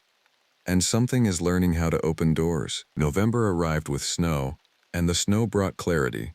Fresh powder means tracks. It means seeing what moves through the world around me. And what I found in that snow made my decision to come here feel like the worst mistake of my life. The morning of November 4th, I woke to find that something had circled the cabin completely. 3 full rotations, judging by the depth and pattern of prints. Whatever made them moved on 2 legs, sometimes 4, and the distance between prints suggested speed or agitation or both. The tracks were deep, pressed hard into the earth with considerable weight behind them. I measured them. The bipedal prints were approximately 14 inches long and 6 inches wide. Human prints in the same snow averaged 9 inches by 4 inches. I radioed Kessler again, and this time he told me that a patrol would arrive within 48 hours. Just secure the cabin, he said. Keep the doors locked. Document everything, and for God's sake, don't follow the tracks. Rangers have gone into these mountains looking for explanations and come out different. Some don't come out at all. That last part was casual. Not a warning exactly, just a statement of fact. I've been hiking these mountains since September. I know the elevation changes, the seasonal animal movements, the patterns of weather and wind. I've read the park records, studied the trail maps, learned the names of every peak in a 20-mile radius. Osprey Peak, Mount Jackson, Single Shot Mountain. I can navigate by landmarks now, can predict where the trails will break tree line and where they'll drop into creek valleys. I'm not an expert, but I'm not incompetent either, so I decided to follow the tracks. I know Kessler said not to, but he wasn't here. He wasn't living in a cabin that something had circled while he slept. He wasn't waking up every morning wondering if today was the day the thing outside finally decided that the walls between us weren't thick enough. I prepared carefully. I packed the camp stove fuel container for weight, grabbed my knife and took the radio. I wore heavy boots, thick gloves, and 2 layers under my ranger jacket. At 8 a.m., I stepped out the door and began following the tracks north, away from the lake, into the higher elevation forest. The snow told the story clearly. The prints started from approximately 50 feet behind the cabin, as if something had been watching from the trees. They moved in quick, purposeful strides toward the southwest corner of the cabin, then seemed to slow. There was a churned area where the snow had been disturbed, kicked at, scattered, pacing. Something had paced while deciding whether to approach the door. I followed the prints for nearly a mile, and they never deviated. They moved with purpose, not like an animal exploring, like something with a destination, with intent. The trail led toward Ridge Peak, climbing steadily. I checked my watch frequently. It was 2 p.m., which meant I had maybe 4 hours of useful daylight. The snow was deeper here, maybe 8 inches, and following became easier as the tracks were pressed clearly into the white. My legs burned from the elevation gain. Around 3 p.m., I found the first piece of clothing. It was caught on a branch about 5 feet off the ground. A sleeve, torn from what looked like a flannel shirt. The fabric was old, weathered, with stains that could have been blood or could have been rust. I didn't touch it. I photographed it and noted the location on my GPS unit. Rangers go missing in these mountains every year. Statistics show it's usually accidents, falls, hypothermia, getting lost. But that's what the reports say. That's the official story. The tracks continued past the clothing as if it had been discarded or dropped. I kept going. The elevation was getting to me now, even though I'm relatively fit. 7,800 feet according to my altimeter. The air was thin and cold, and my breath came in white clouds that seemed to hang longer than they should. The sun was touching the peaks, painting them orange and red. I told myself I'd follow for another 30 minutes, then turn back. 20 minutes later, the tracks stopped. Not gradually, not like the animal had changed direction or climbed a tree or disappeared into a ravine. The tracks simply ended mid-stride in the middle of a clearing. The last print was deep and clear. The next step didn't exist. I stood there for probably 5 minutes, trying to make sense of what I was seeing. The clearing was maybe 30 feet across, surrounded by dense subalpine forest. There was nowhere for something large to go without leaving a mark. A grizzly can't climb a sheer rock face. A human can't just evaporate. That's when I heard the sound. It came from above me, from somewhere near the ridge line. A sound like howling but not quite, closer to vocalizing, like something was trying to make human sounds and only partially remembering how. It wasn't a coyote. It wasn't a mountain lion. It was something attempting language and failing, producing tones that made my primitive brain scream danger. The howl came again, and I realized it was coming from multiple directions. Whatever I'd been following, there were more of them. At least 3, maybe more. I turned and ran. I wasn't careful about the direction. I just moved downhill as fast as the terrain allowed, jumping over deadfall, crashing through branches. My heart was hammering so hard I thought it might tear through my ribs. Behind me I could hear movements. Something coming through the trees with speed and purpose, not a normal animal movement, something heavy, something deliberate. I fell twice. The first time, I caught myself on an outcropping.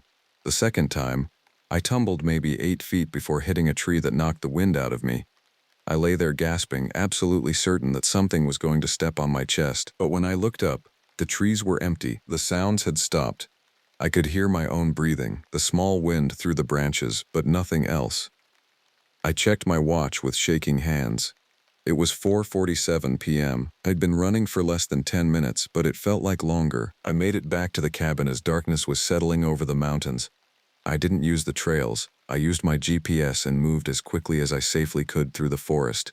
When I finally saw the cabin's outline against the dusky sky, I felt something I hadn't felt since I arrived at this place. Relief that it still existed. Relief that somewhere in this mountain was something made of metal and wood and human intention. I barred the door from the inside. Then I piled furniture against it. Then I sat on the bed, knife in one hand, and waited for whatever comes next. The sound came at 2 a.m., not circling this time, deliberate. Something was scratching at the door, methodically, like it was trying to disassemble it. I could hear the nails, plural, raking across the wood. I could hear the material giving way, splintering. I lit the kerosene lamp with shaking hands and watched the door. The scratching stopped after about 5 minutes. Then came a sound that might have been the thing trying to speak. It was formless, wet, like something was attempting words through a mouth full of fluid. It went on for maybe 30 seconds, then nothing. I didn't sleep. I sat in the lamplight with the knife and waited for dawn. When daylight finally came, I looked at the door and found that there were indeed deep gouges in the wood, 4 distinct claw marks repeated multiple times as if the thing had been practicing, learning the structure, planning. That's when I understood that Kessler was sending the patrol not to help me but to contain whatever was happening here. Rangers know things. In the official records, the things they know don't appear. But in conversations, in the spaces between official reports, the truth lives. There are creatures in these mountains that don't fit into the taxonomy we teach at Ranger School. There are places where the rules are different. I've worked as an accountant. I know how to hide numbers. I know how to make things disappear from the official record. Now I'm learning a different kind of erasure. The kind that happens when civilization ends and the mountains remember what they are. I'm writing this because someone should know. Even if no one believes it. Even if this journal gets found in an empty cabin and the authorities rule it the fantasies of a disturbed man. The thing that took Gregory 6 weeks to recognize took me 5 weeks to fully accept. The thing that circled my cabin while I slept isn't a product of isolation or grief or the slow dissolution of a mind that's already lost everything that mattered. It's real. And it's learning our language. The patrol arrived at the cabin on November 6th at approximately 11 a.m. 2 rangers I'd never met, both in their mid-50s, both with a particular way of moving that suggested they'd spent their entire lives in mountains. Their names were Dennis and Roy. They didn't introduce themselves with the usual friendliness. They just nodded and asked to see the damage. I showed them the door. They examined the claw marks without comment. Roy photographed them. Dennis walked around the cabin perimeter, his eyes tracking the ground. When he returned, he looked at the marks on the roof, the scratched wood, my face. He knew. Whatever they'd come here to find, they'd found it. You've been here 5 weeks? Dennis asked. 4 months and 2 weeks, I said. Since the middle of June, and the activity started when? Late October. Dennis exchanged a look with Roy that I couldn't read. Roy walked back to their truck and returned with a sat phone and a heavy canvas bag. He placed the bag on the table, and I could see it was full of something that caught the light. Bells. Dozens of small brass bells. We're going to set these around the perimeter, Roy said. About 20 feet out from the cabin. If anything crosses the line, we'll hear it. That'll work, I asked. No, Dennis said. But it'll give us warning. That's what we're doing here, gathering information. The way he said it, I understood that gathering information was something they'd done before. In fact, I was beginning to understand that this place, this specific section of the park, had a history I wasn't being told. I asked Dennis about Gregory. Gregory's fine, Dennis said. He's working a desk job at the regional office now. Some people aren't built for the remote posts. There's no shame in that. He left because he heard something, I said. Something that made him decide to leave. Dennis looked at me for a long moment. Then he said, Gregory's wife was sick, cancer. He needed to be closer to a hospital. That was his decision. I wanted to believe him, but the way he said it felt like a script, words he'd been given to deliver. Roy set up the first of the bells while Dennis asked me questions about the tracks, the sounds, the deer. I told him everything. The bipedal prints, the clothing on the ridge, the sounds that were almost human. How many do you think there are? Dennis asked. At least 3, maybe more. And you followed the tracks? I nodded. He didn't seem surprised. By sunset, Roy had strung the bells in a complete circle, 20 feet from the cabin. They hung from thin wire between trees, and even the slightest breeze made them chime softly. The sound was oddly peaceful, which made it worse. It was the kind of gentle, innocent sound that nature would use to warn you that something was about to end you. Roy set up a camp about 200 feet away. Dennis would stay inside the cabin with me. Roy would monitor the bells and be ready to move if anything triggered them. It was a system, I realized. They'd done this before. We ate canned stew and drank terrible coffee. Dennis told me about his 23 years in the National Park Service. He'd worked at Yellowstone, the Grand Tetons, and here at Glacier for the last 12 years. He talked about his daughter's wedding and his grandson learning to swim. He talked about normal things in a normal way, which somehow made the situation feel more surreal. Around 10 p.m., I asked him directly, what are they? Dennis was quiet for a long moment. He looked at his hands, then at the barred door. When he finally spoke, his voice was different, quieter. Like he was talking to himself as much as to me. There are things in the wild places that don't fit into what we teach people in school, he said. Creatures that exist in the margins of the mapped world. The indigenous peoples knew about them. They had stories, had rules about when and where you could travel, who could go into certain parts of the mountains. Those weren't just folklore, they were safety guidelines. Ways to survive in a landscape where the normal rules don't apply. You're talking about skinwalkers, I said. I'd been reading at night, using the radio to research what could possibly match the signs I'd been seeing. Skinwalkers is a Navajo word, Dennis said. These aren't that. Or maybe they are, but they're different. The tribes here called them something else. Hapa Shen. It means the skinwalkers, but also means the ones who walk between. The ones who exist in the space between what you think is real and what you know is real. My hands were shaking. I tried to keep my voice steady. What do they want? They want to understand us, Dennis said. They want to learn how we move, how we think, how we speak. They watch, they study, and sometimes they hunt because hunting is what they are. But mostly, they watch. That doesn't make sense, I said. Why would they spend time learning about humans? Because humans are relatively new to their territory, Dennis said. You have to understand the timeline here. These places have belonged to something else for longer than we have a written history. We came in with our cabins and our trails and our management policies, and we disrupted something that had been undisturbed for thousands of years. Some of them accepted it, some adapted, but some saw us as an opportunity to understand a new kind of prey. The bells started chiming then. Not gently, violently, like something heavy had crashed through the wire. Dennis was on his feet in seconds, rifle in hand. I didn't know he'd had a rifle. He'd been wearing it across his back the entire time. Stay here, he said. I'm not staying. I started, but he was already out the door. I grabbed the knife and moved to the window. In the darkness, I could see shapes moving beyond the perimeter of bells. 2 of them, maybe 3. They moved with that unnatural gait I'd come to know, sometimes on 2 legs, sometimes on 4, the movement suggesting joints that didn't work quite right. Dennis fired once. The shot echoed across the mountains and then silence fell. For maybe 5 seconds, there was absolutely no sound. Then the shapes were moving again, retreating toward the tree line. Dennis fired twice more, and they disappeared into the darkness. Roy came running from his position, rifle ready. Dennis was checking something on the ground. When I went outside, I could see what had triggered his shots. There was an animal near the perimeter. A mule deer, the same impossible-bodied thing I'd seen near the lake weeks before, except now it was missing its head. The kill was surgical, clean, no blood trail, no sign of struggle, just a body and the head somewhere in the darkness, as if something had taken it with precision and purpose. That's not hunt behavior, Roy said quietly. That's disrespect, that's meaning something. Dennis nodded. He looked at me. They know you reported us. They know you called for help. They're telling you what happens to people who break the rules. What rules? I said, hearing the panic in my own voice. Nobody told me any rules. The rule is simple, Dennis said.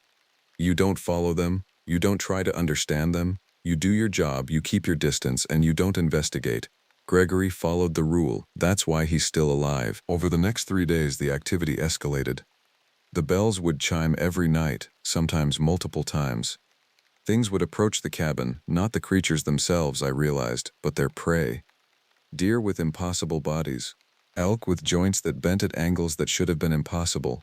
Once, a black bear that moved like its skeleton didn't fit inside its skin. Dennis and Roy would handle the encounters with a business-like efficiency. Shots fired, creatures retreating, carcasses left as messages. On the second night, Dennis found something carved into the trees in a circle around the cabin. Not carved exactly, burned. Deep lines in the bark, charred at the edges, forming symbols I couldn't identify. Native language, maybe, or something older than language. It's a ward, Roy explained when he saw me staring at it. An old boundary marker. Your presence broke it. You've been marked by what's been calling them. How do I fix that? I asked. Neither of them answered. On the 4th day, the patrol packed up their equipment. Dennis explained that their presence was making things worse. The creature's territorial response had intensified, and keeping the camp here was essentially inviting a confrontation that no ranger would survive. You have 2 choices, Dennis said.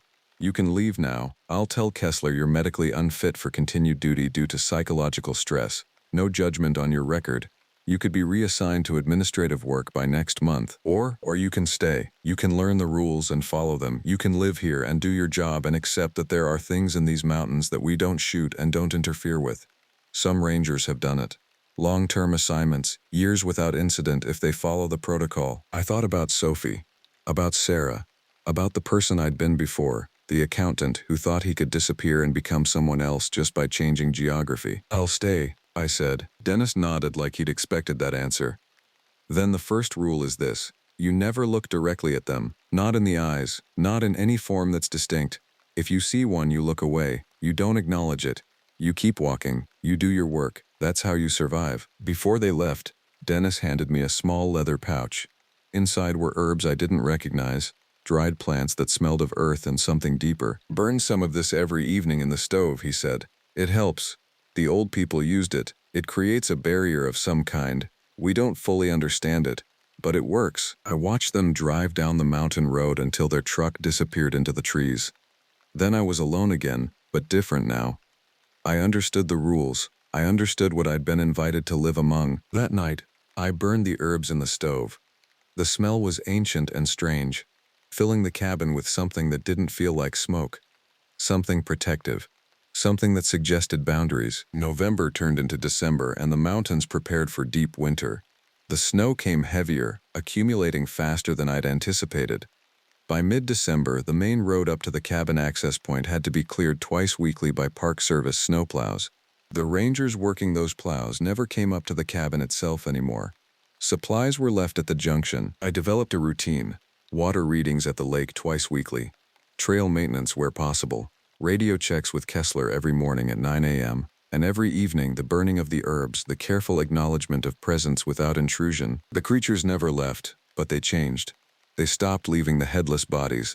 They stopped circling aggressively. Instead, they began appearing at the edges of my vision, always in the periphery, never directly in front of me.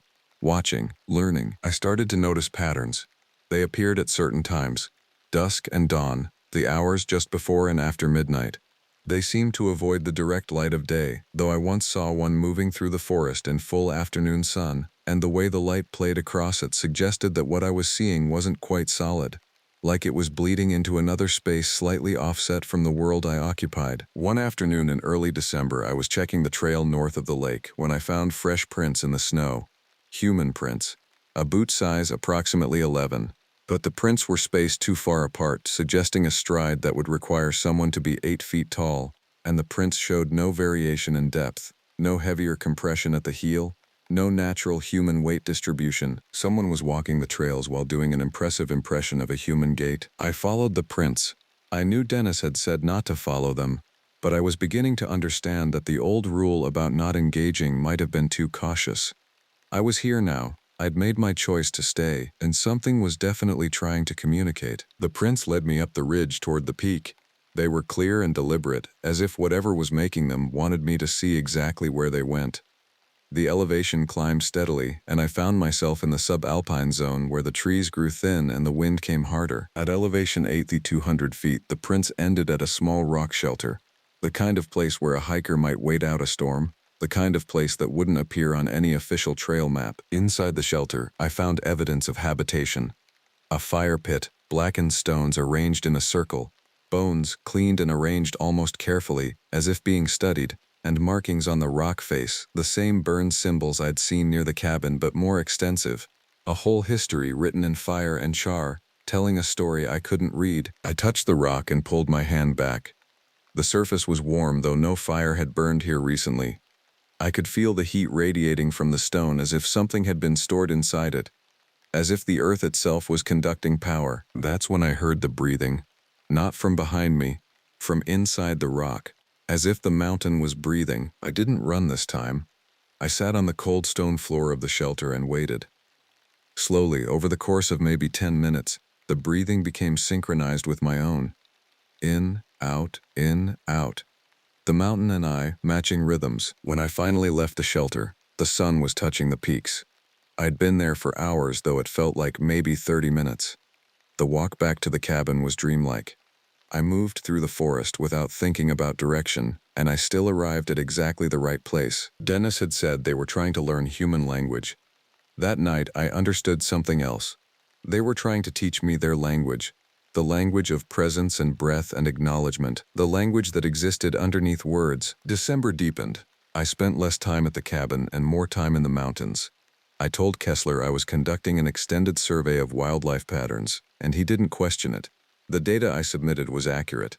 I was just filling my time differently. I found more shelters, more evidence of occupation, signs that the creatures had been present in these mountains long before humans arrived with our trails and our management plans. I found places where the earth had been shaped in ways that suggested intention, not caves or natural formations, but deliberate constructions using rock and soil and something I couldn't identify. One evening, on December 15th, I was approached directly. I was collecting samples from the lake, making my readings, when it stepped out of the tree line, or rather it stepped into the visible world. I got the impression that it had been there the whole time, just existing slightly adjacent to my perception. When it finally became fully visible, I understood why Dennis had warned me not to look directly at them. This close, I could see that the body was wrong in ways that suggested it wasn't quite inhabiting the same space I was. Its proportions shifted slightly when I focused on them, becoming more normal for a moment before sliding back into the impossible configuration. Its face had almost human features, except there was an extra line to the jaw and the eyes were too large and too dark, containing depths that suggested they could see things I couldn't perceive. Following Dennis's instruction, I didn't look directly at it, but I couldn't look away completely, so I focused on the space just past its shoulder, aware of its presence while not fully acknowledging it. It made a sound, the same not quite human vocalization I'd heard before, but clearer now. Structured. I realized it was trying to reproduce speech, specific words even, though the pronunciation was wrong, arriving from a throat that wasn't quite shaped right. Walk, it said. The word was garbled. Wa, sound harsh and dental. But it was recognizable. Walk where? I heard myself say. It gestured toward the trailhead, the path that led deeper into the mountains, away from the cabin, away from safety. I followed it. The walk lasted until full darkness. We moved through forest that seemed increasingly unfamiliar, through terrain that twisted in ways my sense of direction said was impossible. Trees that shouldn't exist in this elevation grew thickly around us. The air smelled different, richer, older, like breathing in centuries. We emerged in a clearing that I knew wasn't on any map. The snow had been cleared away, leaving bare earth. The ground was marked with those burned symbols, repeated in patterns that suggested mathematics. At the center of the clearing stood what looked like a structure made of wood and something darker, something that seemed to drink light rather than reflect it. The creature gestured for me to enter. Inside was darkness so complete that I couldn't see my own hands. But I could hear sounds, breathing from multiple directions. The sense of presence, of being surrounded by consciousness. Not hostile, observational. I was being studied by something that had studied many humans before and might study many more after. I stood there for what might have been minutes or hours. Time felt negotiable in that space. Images flickered across my vision that I suspect came from the minds around me. I saw mountains as they had been thousands of years ago. I saw humans arriving, spreading across the landscape. I saw the conflict and adjustment as the old residents learned to coexist with the new. I saw the delicate balance that emerged, humans in the lowlands and accessible areas, the other in the deep places, the marginal zones, the places that most humans never went. When I walked out of that structure, the sun was rising. I'd spent an entire night in the darkness, and I had no memory of conscious experience in there. But I wasn't frightened. I understood something now that I hadn't before. The creature was still waiting for me. It had taken a more human form now, as if practicing. Its movements were almost natural. Keep, it said, pointing at the cabin direction. Keep what? I asked. Keep being here, keep working, keep not following. I understood. The message was simple. I could survive here if I respected the boundary. Work the job, maintain the trails, keep the official documentation. Live within the system that had been established. Don't investigate further. The walk back to the cabin was straightforward. I arrived as afternoon was breaking. Dennis was sitting on the porch. He had a radio in his hand. I called the park service, he said. Told them to bring in a replacement. You're done here. What? I said. I'm staying. We had an agreement. That was before the encounter, Dennis interrupted. Once they take you directly to a sacred place, the dynamic changes. You're marked now, properly marked. You wouldn't last another season up here. They said I could stay. Dennis shook his head. They were being kind. Once they reveal themselves like that, they've accepted your presence, but you're changed. You'll start seeing things that won't stay invisible. The boundary between their world and ours will start becoming porous for you. In another few months, you wouldn't be able to function in regular society. The replacement arrived 2 days later. A young ranger, maybe 24, eager to prove himself. I trained him for 2 days, showed him the water monitor, the trail system, the proper radio protocol. I didn't tell him about the bells or the creatures or the symbols in the forest. But as I was leaving, Dennis said something that suggested the knowledge transfer had already happened in a different way. The young ranger met my eyes as I drove away, and I saw understanding there. The mountains had already told him. The previous ranger and the one before that, and probably the one before that, had all tried to warn through silence. Through the decision to accept and adapt rather than fight and flee. It's been 3 months since I left Glacier National Park. I'm working in a ranger station in the Front Range, doing data entry and filing reports. The work is soul-crushing but necessary. Kessler recommended me highly for the position, and my new supervisor doesn't seem interested in asking questions about my previous assignment. I've been reading. At night, when I'm alone in my apartment in Boulder, I've been researching the history of the areas where park rangers have left unexpectedly. There's a pattern if you look for it. A pattern of people who stayed too long in the wild places, who saw too much, who came back changed. Gregory is working administrative in the same office complex. We see each other sometimes in the break room. We don't talk about Glacier. But once he made eye contact with me, and I saw the same thing in his expression that I know is in mine: recognition. The knowledge of a boundary that can't be uncrossed. Sophie is 8 now. Sarah found someone new, a man named Brian who coaches youth soccer and actually shows up for games. I see Sophie on alternate weekends. She asks me about the mountains sometimes. I tell her they're beautiful and wild, and that some places don't belong to human civilization. That some places belong to themselves. The thing about being marked is that I see them sometimes, even here in the city. Not the creatures themselves, but their presence. A woman on the bus whose proportions are slightly wrong. A delivery driver whose movements suggest joints that bend at impossible angles. They're in the city too, I think, but the rules are different here. The boundaries are negotiable. Last week I got a letter from Dennis. No return address, but the postmark was Montana. It contained a single sentence in his handwriting. They were impressed by how quickly you learn to see. Most humans never manage it. I don't know if that was a compliment or a warning. I think about what I've experienced, and I find I can't quite fit it into the narrative of my old life. The accountant version of myself would want to quantify it, explain it, file it in the proper category. But that version of me died on a ridge at 8,200 feet when something breathed in synchronization with my own breathing. What I am now is harder to define. I'm a man who knows things that modern civilization says aren't possible. I'm someone who's been invited into a world that operates under different rules, and I've accepted the invitation. I'm also someone who walked away. That's the real horror, I think. Not the encounter itself, not even the understanding that the wild places belong to something that came before us and will remain after we're gone. The horror is the knowledge that I could go back, that the mountains are still there, still breathing, still learning our language, that somewhere in those high places the creature I encountered is still practicing human speech. The horror is that I miss it. I miss the profound isolation. I miss the understanding that I was living on borrowed time in a space that had been claimed long before my arrival. I miss the clarity that came from existing on the margins of two worlds. Understanding that civilization is just a construct humans use to pretend the wild has been subdued. Most of all, I miss the absence of pretense. In that cabin, surrounded by things that knew exactly what they were, I couldn't lie anymore, couldn't perform normalcy, couldn't pretend that the breaking of my marriage and the distance from my daughter and the loss of my former career were tragedies instead of just the natural consequences of finally seeing clearly. Dennis warned me that I'm marked, that I'll never fully return to the ordinary world. I didn't believe him at first, but now, sitting in this city apartment, seeing the subtle wrongness in the movements of people passing by my window, I understand. They're calling. The wild places, the boundaries, the spaces between civilization and reality.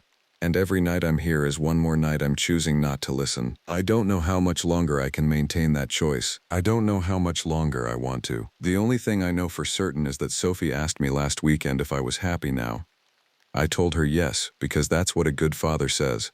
But we both knew I was lying. And in her eyes I saw the understanding that maybe honesty matters more than comfort. Maybe she's wise enough to know that some questions don't have answers in the world most people live in. Maybe she's already marked too,